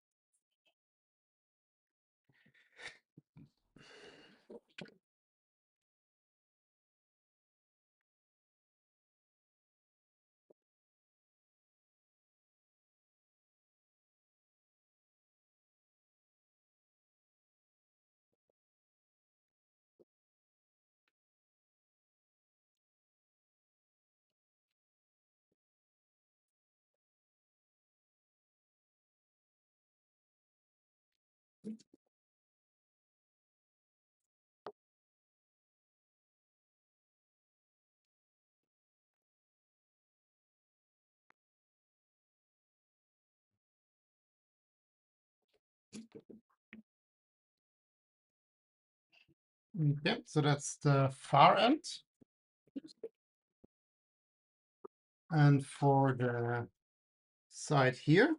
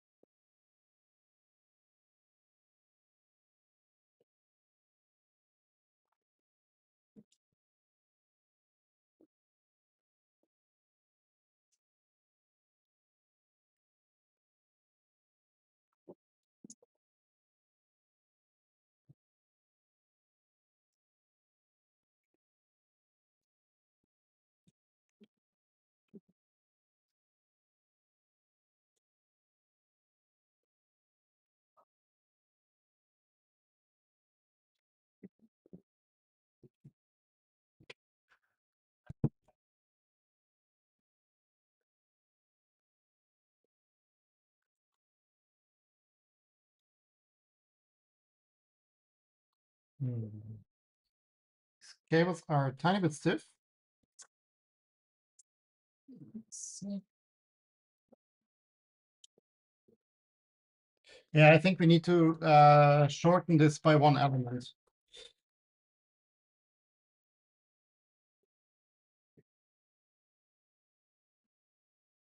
Let's see.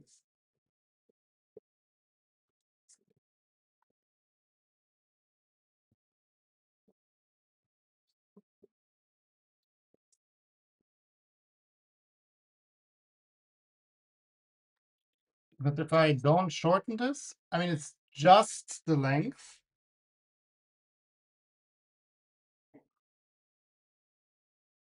I just have to modify this part here a little bit to like cut out these corners. Then should work.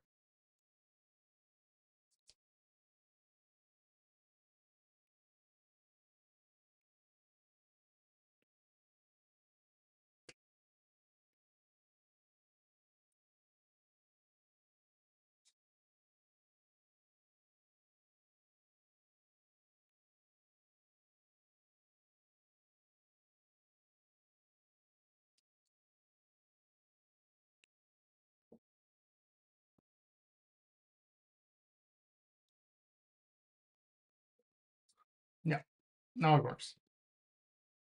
Okay.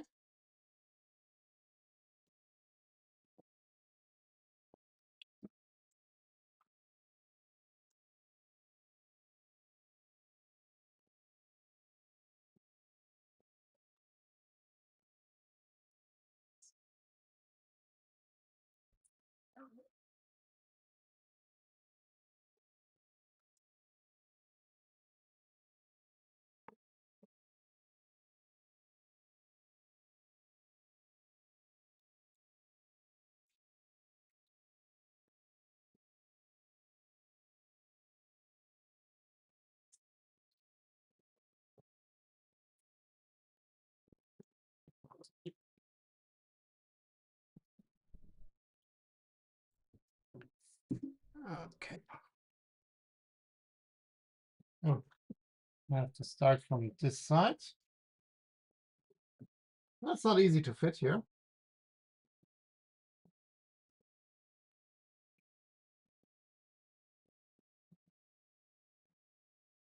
Let's see.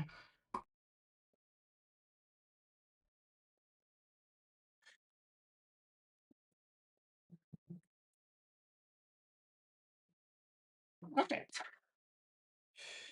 And then here we can just move, let this cable run down here in the corner. Okay.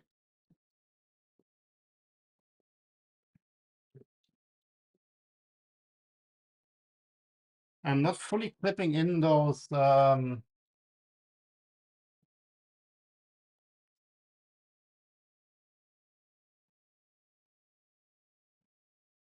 diffusers yet. I think this one here we need to shorten a tiny bit. I mean, also maybe just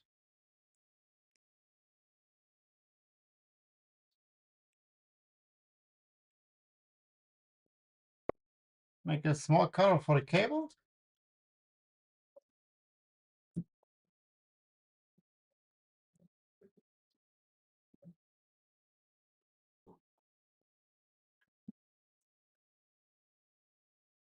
Nah, and the solder joint already broke. I think we need to shorten here by one element. There's just otherwise not enough space.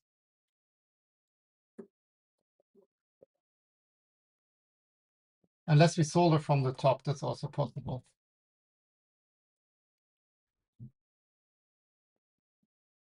Let me see.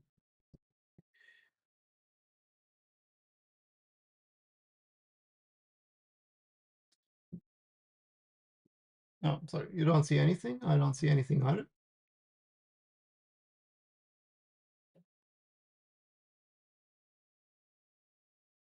The solder doesn't stick anymore. Okay, let's just cut one element.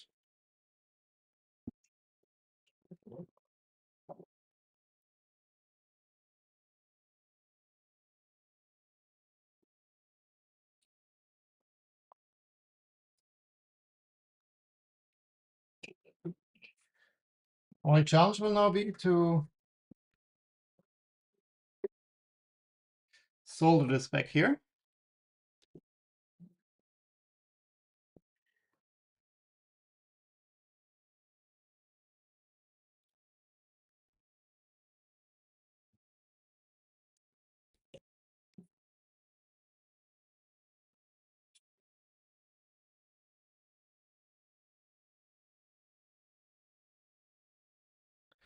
Very quickly remove that because there's the pad on it.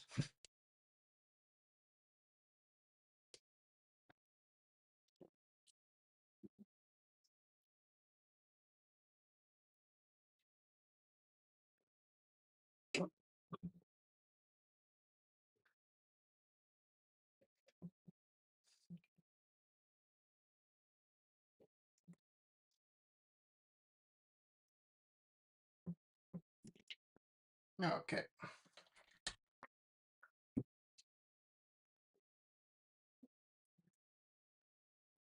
Losing this element here at the back is not really like a loss. Let's see if we can. Yeah, it's still like a hair too long. I think I have to shorten it a little bit. It's like just a half a millimeter or millimeter. But that's for later. I can, let's just leave that like this here. Shall we quickly try it? Maybe it's nice to try that.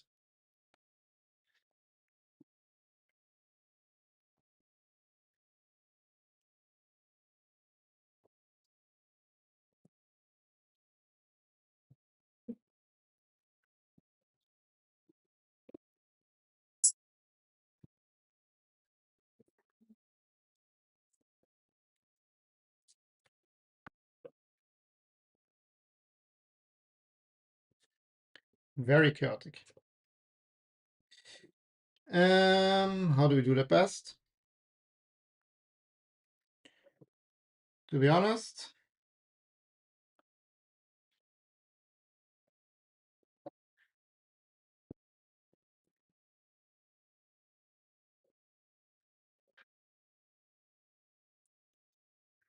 let's just put it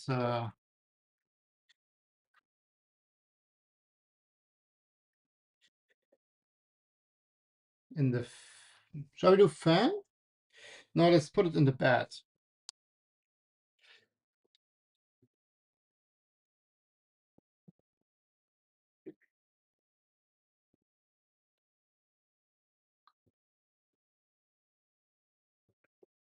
I'm not sure what plus is here. We have to quickly check the polarity here. Because the bed heater doesn't have that on the board. Like the label on the board.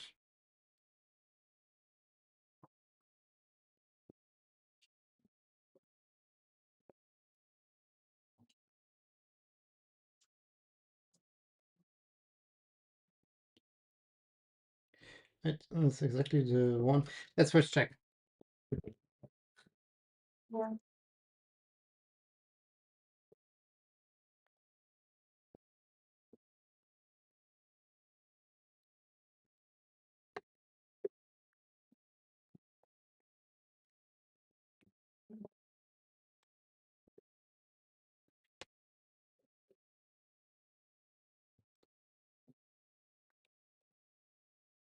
Okay, so this one is the 24 volt.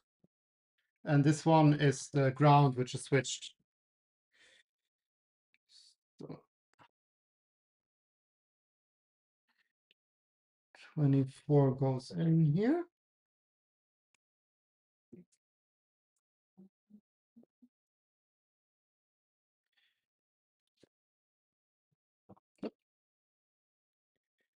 That did not work.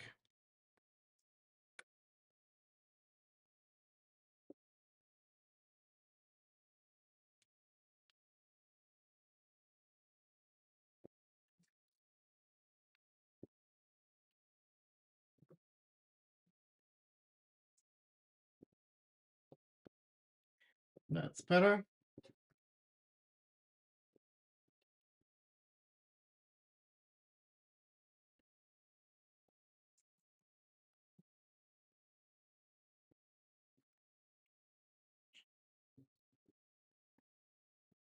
Okay, then this should give us 24 volts in our LEDs. And then I hope that if I turn this on, that we have a nice 24 volt or nice light.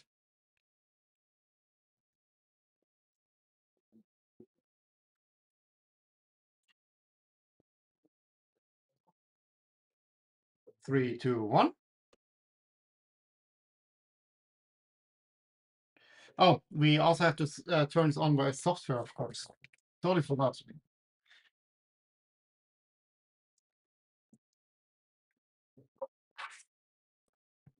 Let me quickly clean up a bit. We have a little bit less chaos here.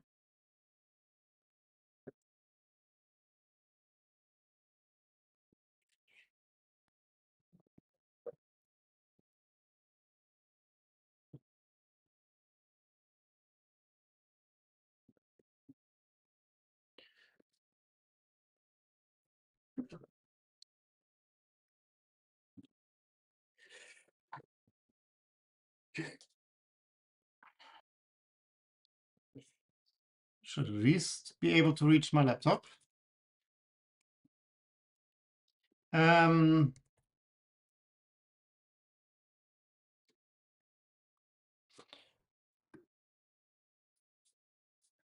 We are looking for the bed. Heater pin PA2. So what we can do is we go to printer config.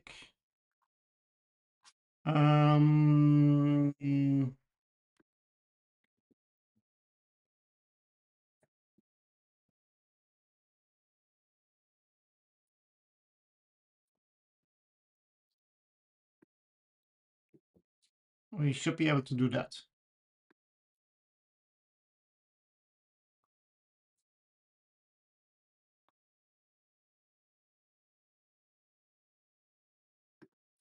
And that should give us LEDs toggle here. 3, 2, 1.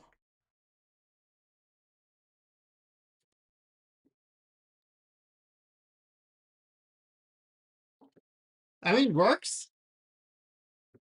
but it's not the correct white. Not sure if you can see that on the camera, but this gives a warm white, not a cold white.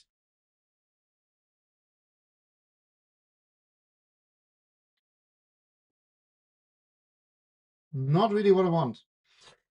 So I think we have to quickly revisit that. Let's just turn this off.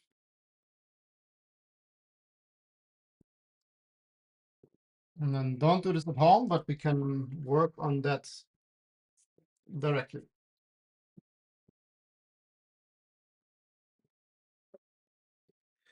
So basically we have to unsolder the warm white.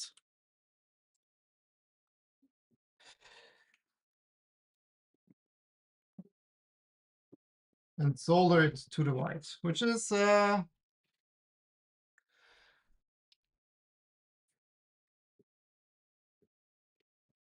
fun little challenge, right?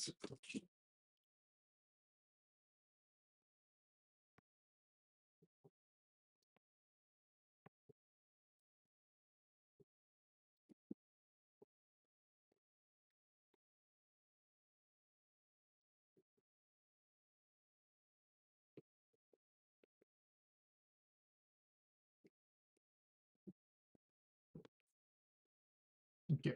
Let's just do a check. So this one should now light up in warm white. Oh no, cold white. Yeah, you see the difference, right? Okay. So we are on the right track here.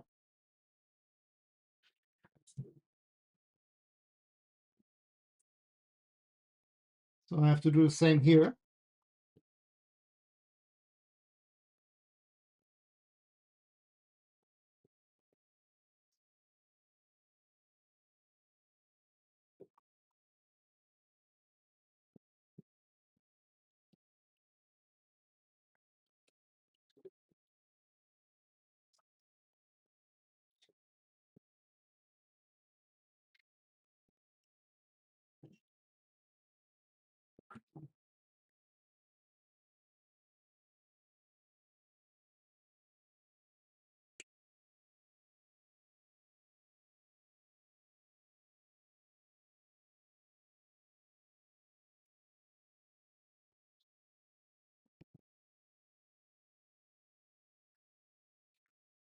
Trying to make a little bit more room for the cable here.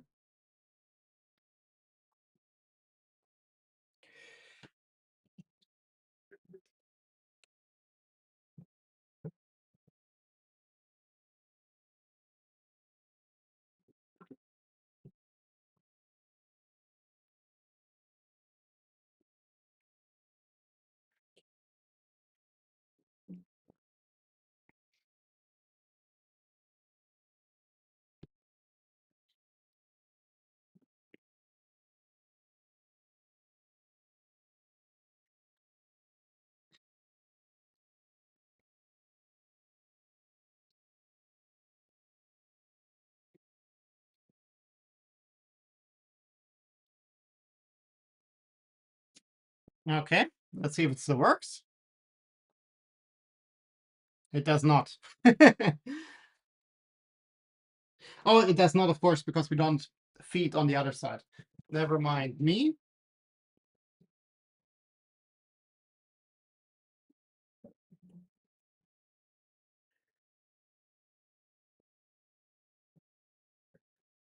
The other side will be so much easier without doing this.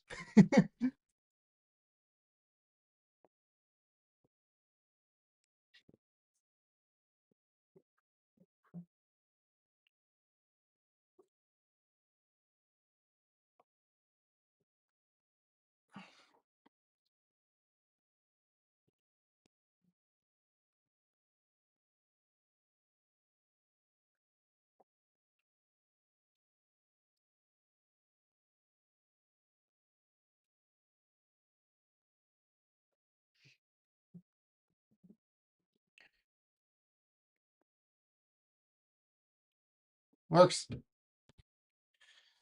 Woo. Yeah, I can't recommend that.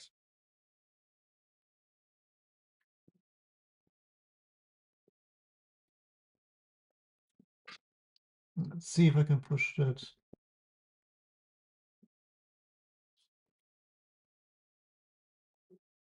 Okay. Then I think we can technically also put in the cover, because there's nothing left here else.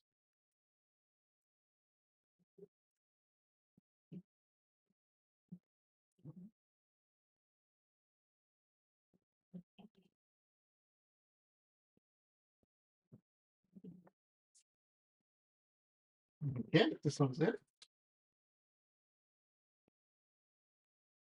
See if we can manage.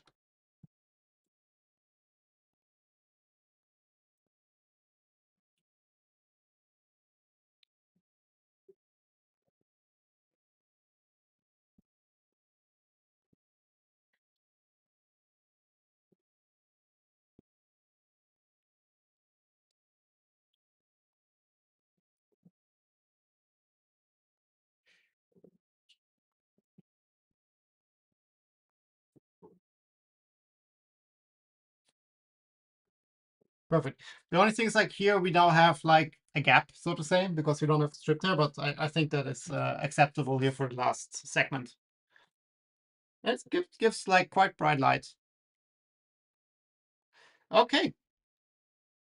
So now the interesting part, we have to flip this over, and then we have to work on that. Mm,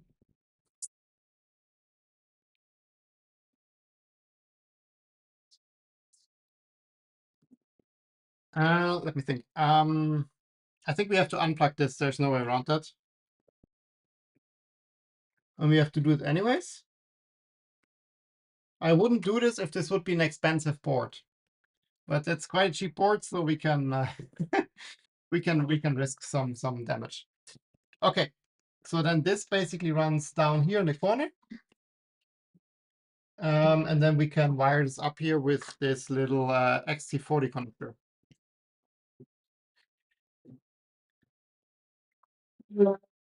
Let me put this down.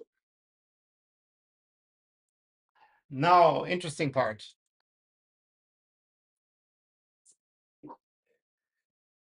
Let me see. How do we do that without destroying everything?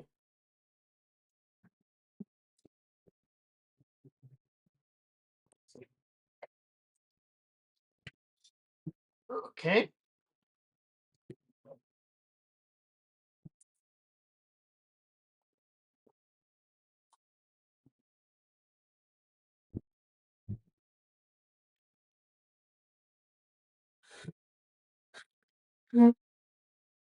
That should work.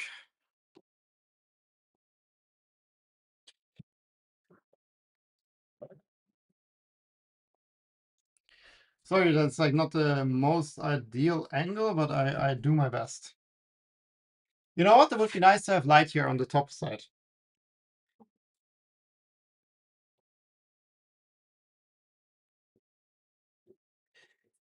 Let me see. Ooh, inspection. Does it look good?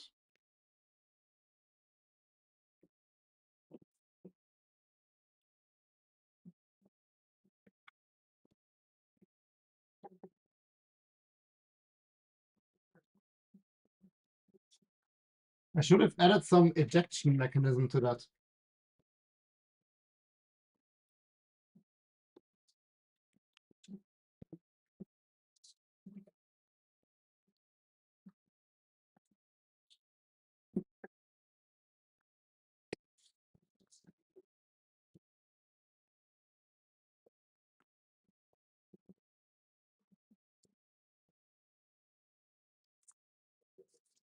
And this I already know. We need to like make a lot bigger. They have like very small openings for the cables initially. That does not work for what we do.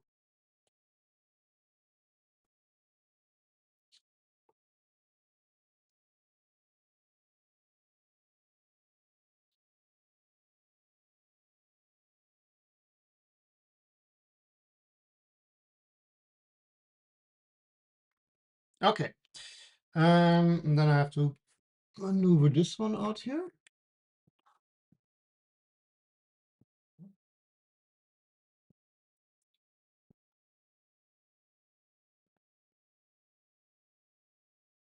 I mean, that works. That's all we need.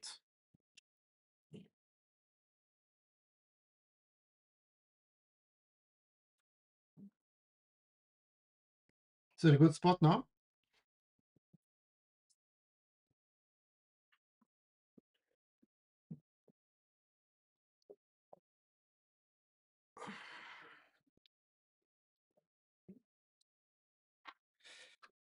Just upping the game a bit with soldering next to the kitten.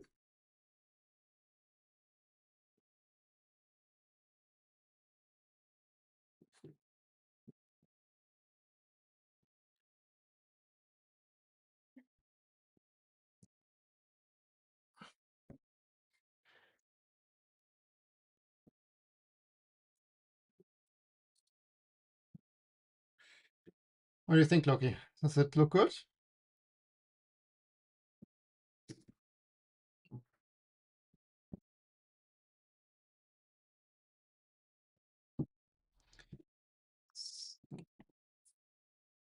Let's use this one here.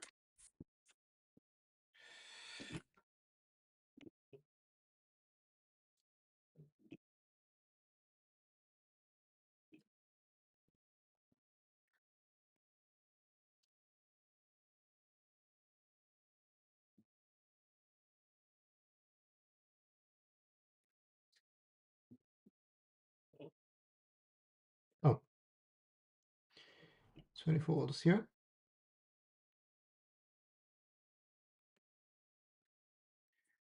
And cold white is here.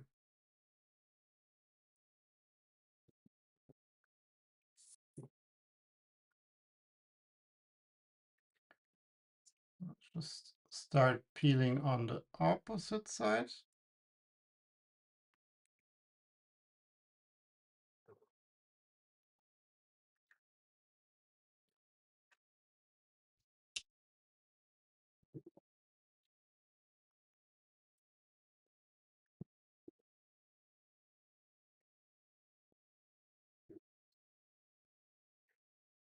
Okay, that's the first segment.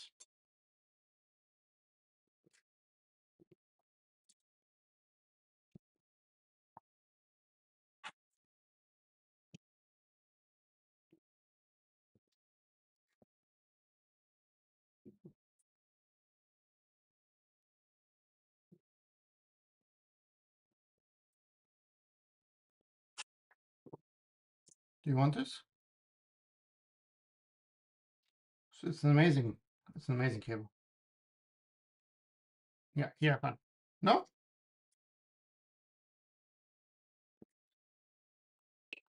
So then one segment less we said. Let me just double check that it's randomly one. Nope, it's the correct length. So let's do one shorter.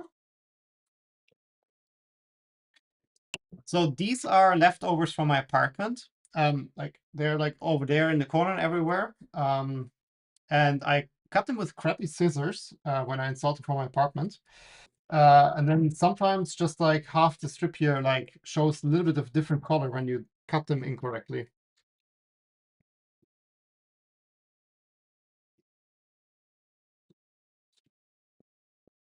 Okay, then also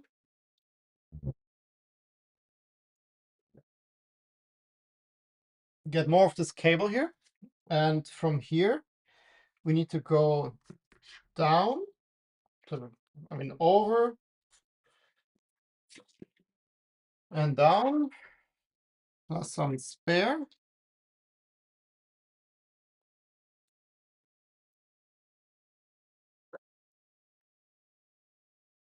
And then we need half of that.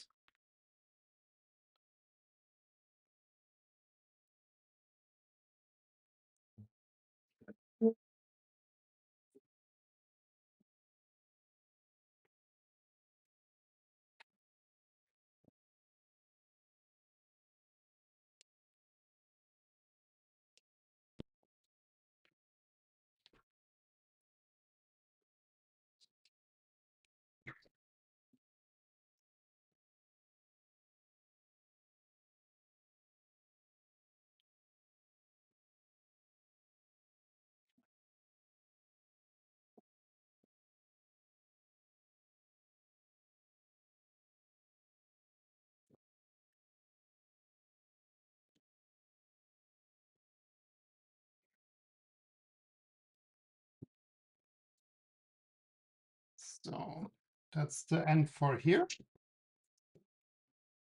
Not a fun end.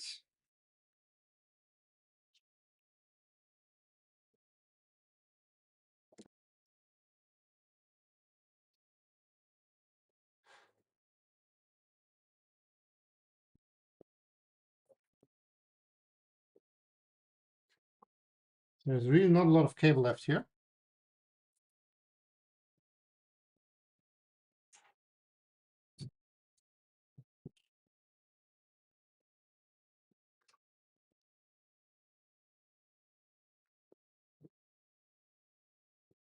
Oh, I still have to add tin to those.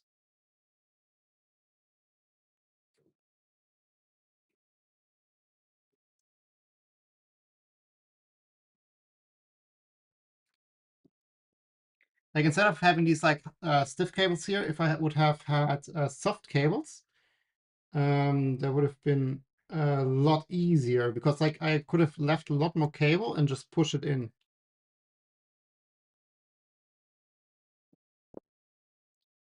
But we manage.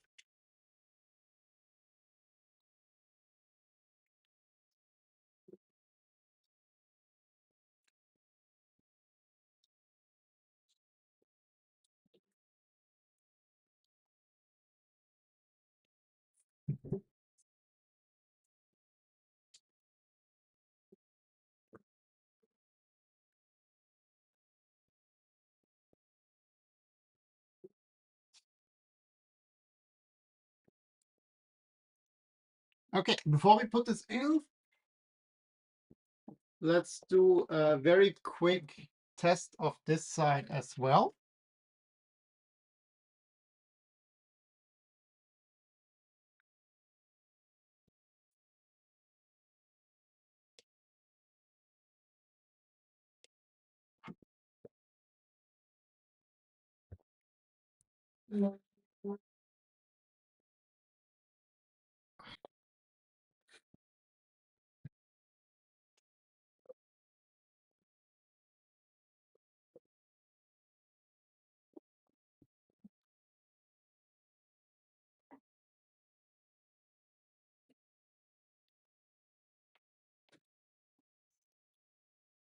This is plus.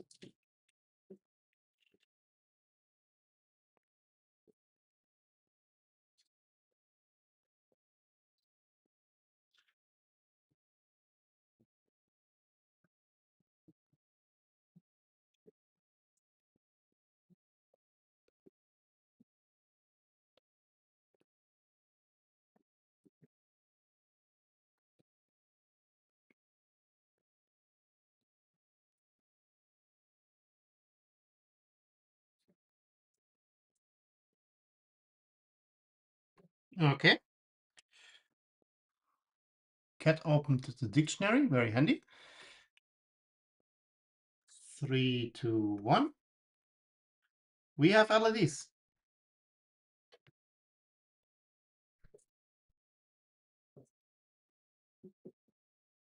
Oh, okay. What just happened? Suddenly there was light. Yeah, that has something to do with it.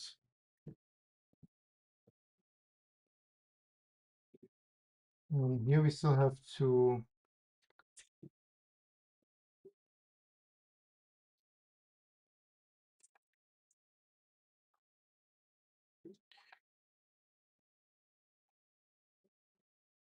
Put this in.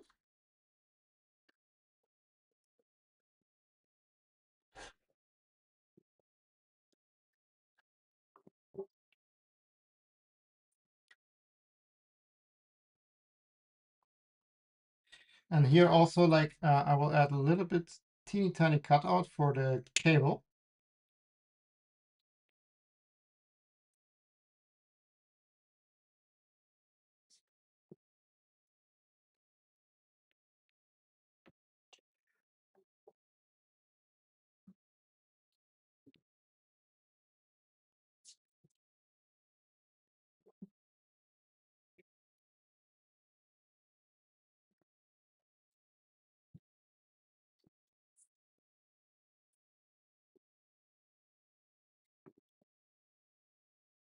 That works.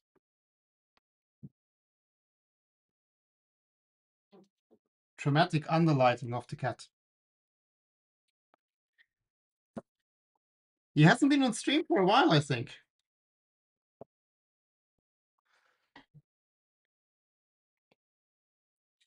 Cool. Well, let's clean up. Then we can flip it over and then we can run the cables. And then the last thing to do is like we have to solder this XT40.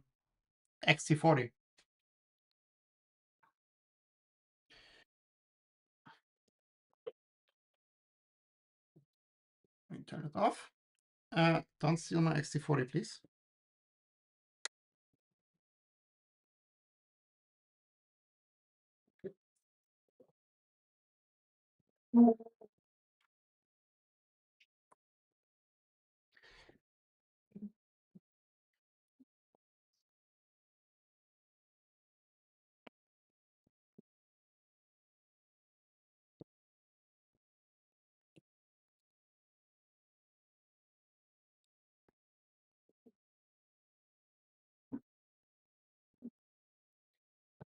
Do you stay in there?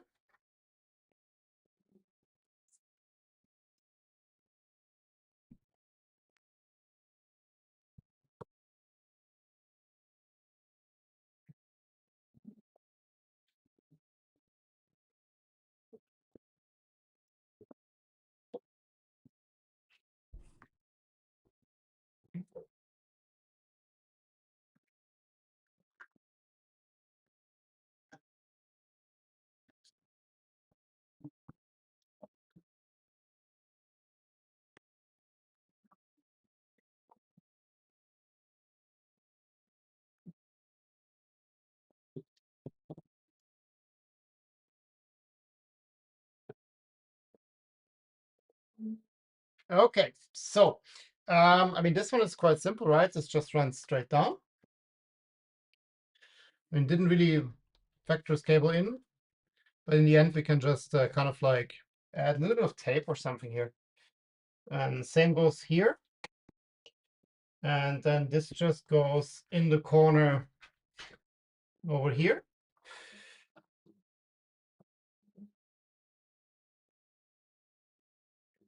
And I think this is kind of the length we need.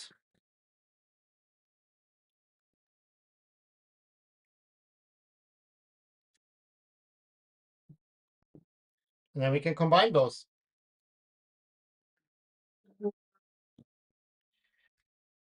Let's first solder them together, then it's a little bit easier. And then we can run the cables properly.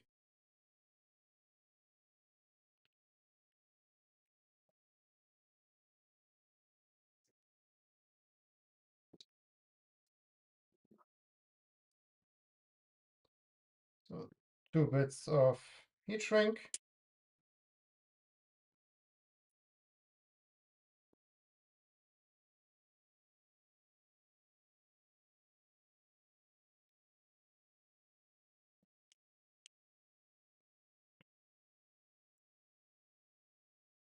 He's fascinated by loose wires, filament, everything that has like a loose end. He's like, don't need that. Okay, don't need that.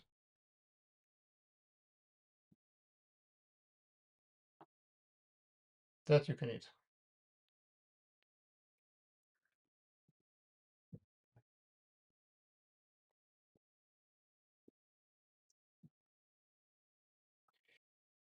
You're not making my life easy, you know that?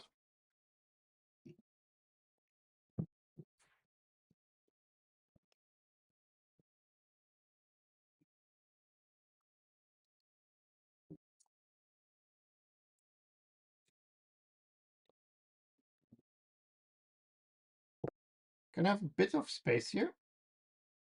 Come.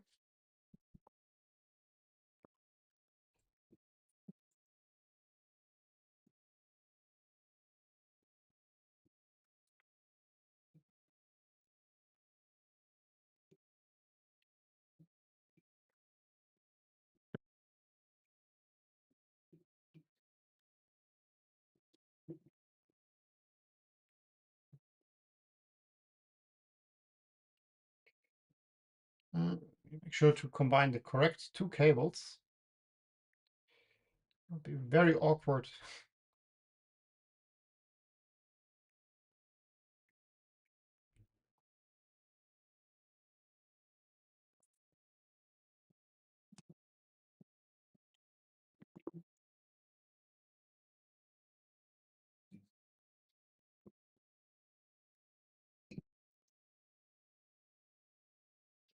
Wouldn't be awkward. It would be the classic me, like soldering the wires over across here.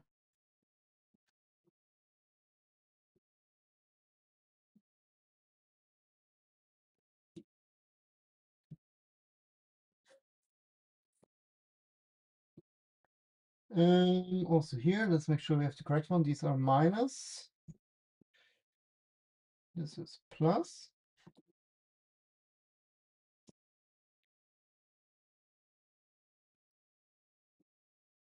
Yeah, that's exactly how I expected this to go. I mean, this is connected. Not the best, but I'll take it.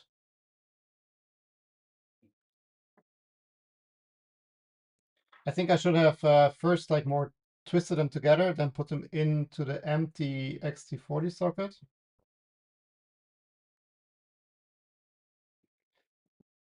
That would have been easier. But this works. Oh, and I'm such an idiot. Okay, now we do it again. I should have put the heat shrink over both the cables I want to combine. You know what? Let's quickly do this over.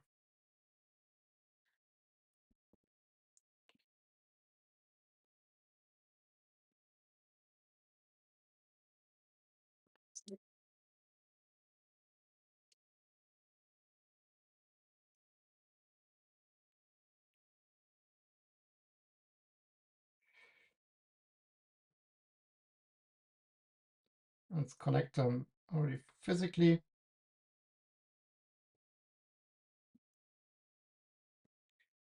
Put heat shrink over both.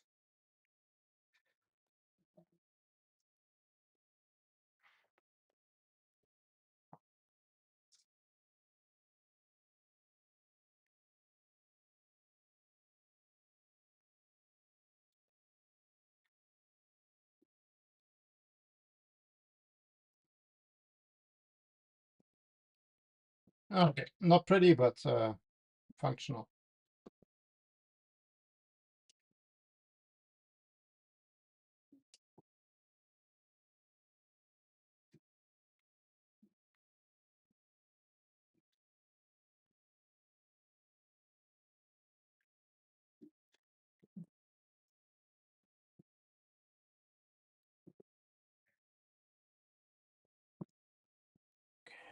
Let's not forget the heat shrink.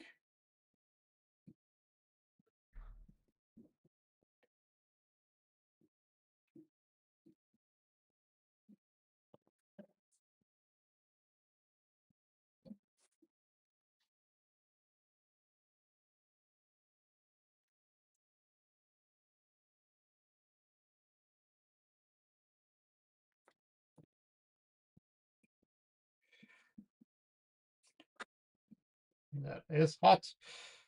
Well, it works.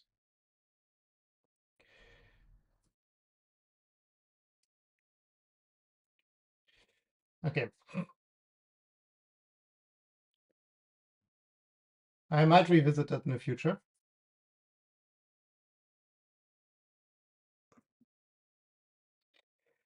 Let's try this again. Hi, welcome. Like these solder joints ended up being absolutely horrific. Let me quickly do the following. Let me just empty that out.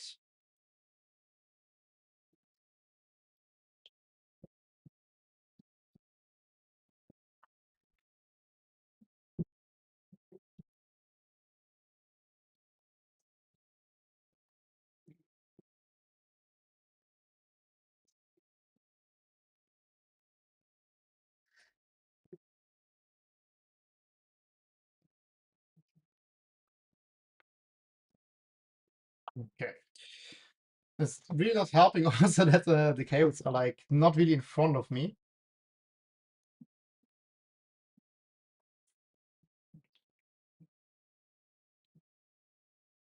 Okay.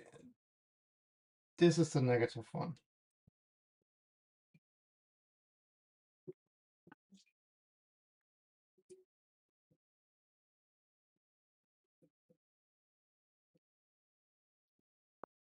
Hmm.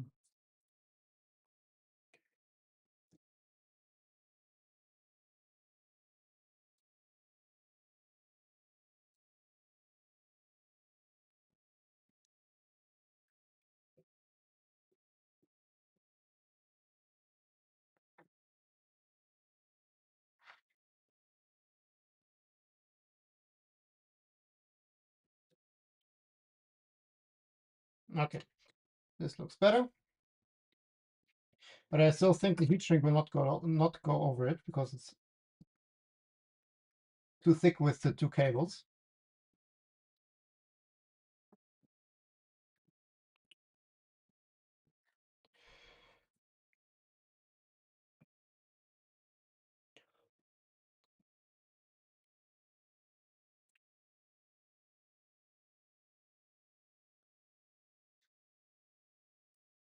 No. Yeah, it just works.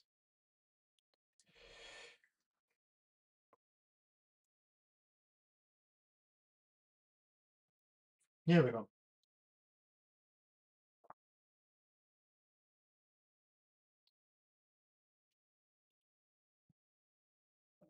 Here we go. Whew.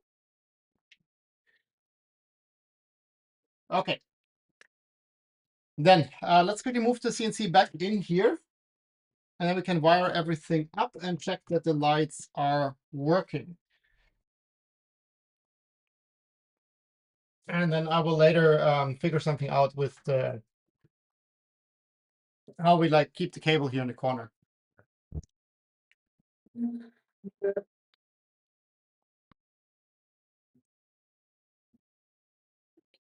Okay, 1 second. Let me grab the CNC.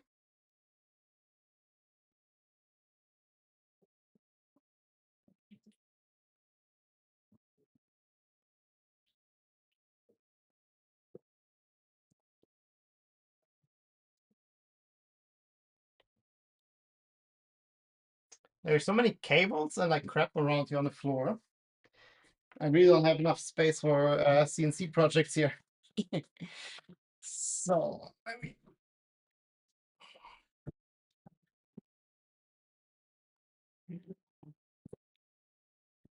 Okay, and this I remember from last time.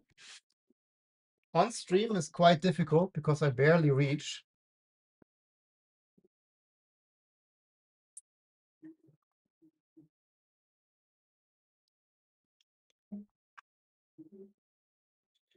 Okay, let's quickly check. So there's 3 plugs here in the back. One with 1 stripe. This one has 1 stripe that goes in the center. I'm actually thinking if I should remove this little like thing here because it would make it so much easier. This is not really needed. You know what? Let's just remove that. It's not really needed. I thought it would be nice to organize the cables here a little bit more like this, but it just makes it way more difficult to plug the cables in and out.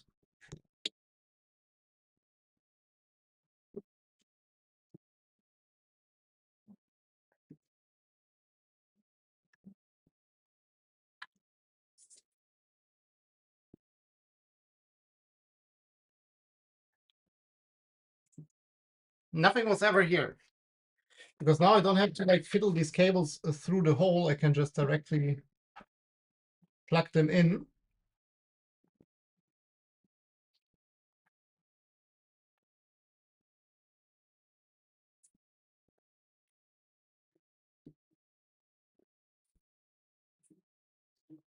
Including this one here for the LEDs. Quick sanity check.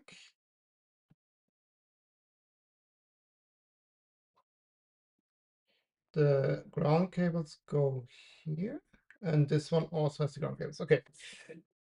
And then what I can do with the cover,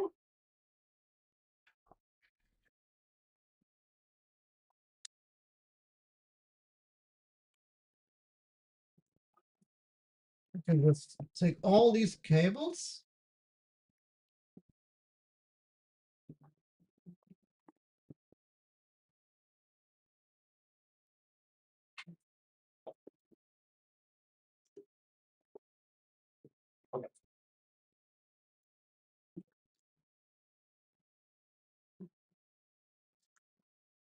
and they should technically all more or less fit in.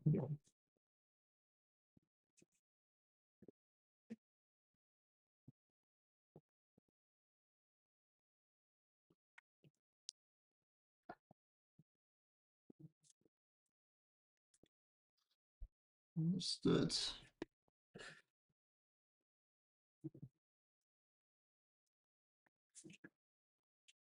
Now it's on. Up.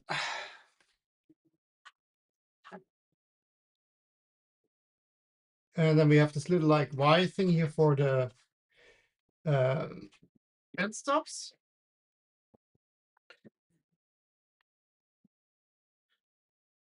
And we have now these LED cables flying around here. That's something I will clean up later.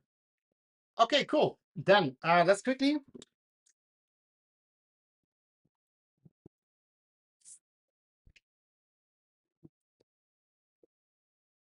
wire this up. I think we can just wire it up while it's on.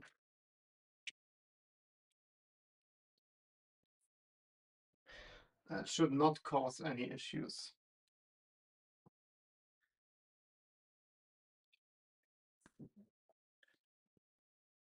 Number 1.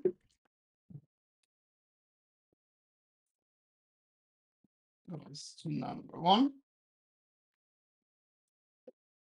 Still have to like make something to have these cables easier to connect. But it's only 3, so it's not too bad. Okay. Then, if everything should be correct, oh, we have to change the LED pin though. Because in reality, it's connected to the heater.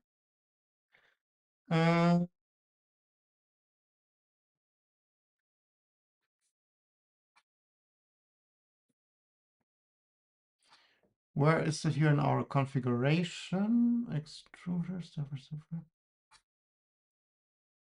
Oh, he left in PA1. So we need to quickly go to the config.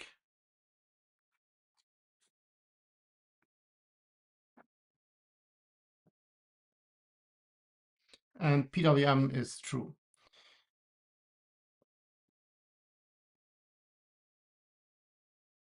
Oh, PA1 is used multiple times?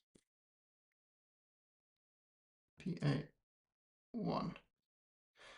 Oh, for the display. Well, we don't have a display at the moment, do we?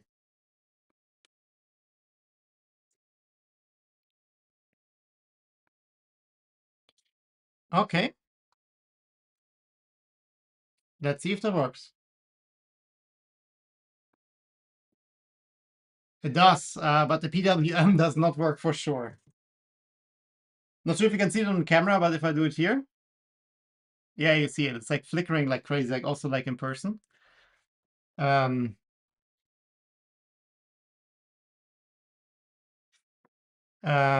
think I need to set hardware PWM. Let me quickly check the Clipper config reference.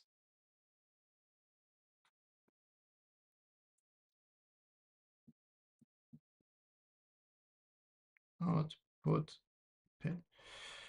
PWM. Hardware PWM. Let's try it. True.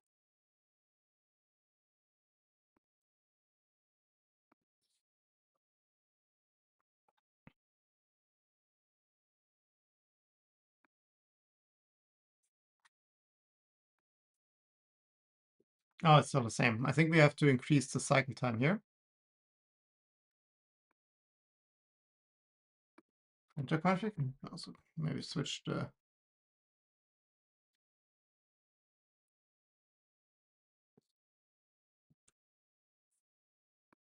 Try this. 0.01. Actually, I'm quite sure what the PWM for lights should be. Most likely. Yeah, that looks better. There's some delay between me setting that and the light reacting. You do see it on camera, by the way, that flicker. Like, I don't see it anymore. So I think that's quite okay. And it illuminates the build area quite nice, actually. I'm very happy with that. And the diffusers basically keep all the dirt off. And yes, I know, like, I could have also, like, installed LDs in these, like, silicone thingies that they would have had the same effect, but I already had LD strips, so. Okay, cool. We are super late now, so I think we will not get to the probe here. So let's do the probe next stream. But basically, we have the cable in place here, right? So next stream, what we need to do is we need to cut one aluminum piece to mount this cable to, and then this can live somewhere here on the side. I have to like make some organization shelf here or something.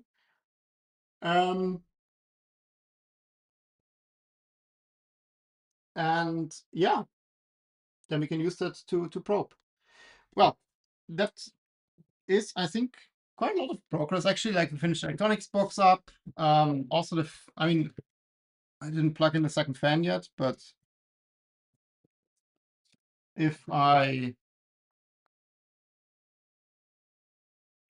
0 all and I move 1 millimeter over, we now have 2 spinning fans here that cool the electronics. They don't blow directly at the stepper, but I think it's pretty good. Cool. Okay, well, I would call that success and would wrap it up for today. Then basically next stream will be more or less a cutting stream. Because the machine itself is pretty much ready, minus like some cable management. So next stream, I want to cut the aluminium for this tool length probe thing. And then maybe we can also cut aluminium for the gas piston mounts there. Maybe we can just do like a cutting stream. Oh, we also have to do the spoil board. The spoil board will be step 1 most likely. Let's do the spoil board first, and then we can start really doing stuff. I'm very excited. Well, that being said, enjoy your weekend. See you next time. Bye.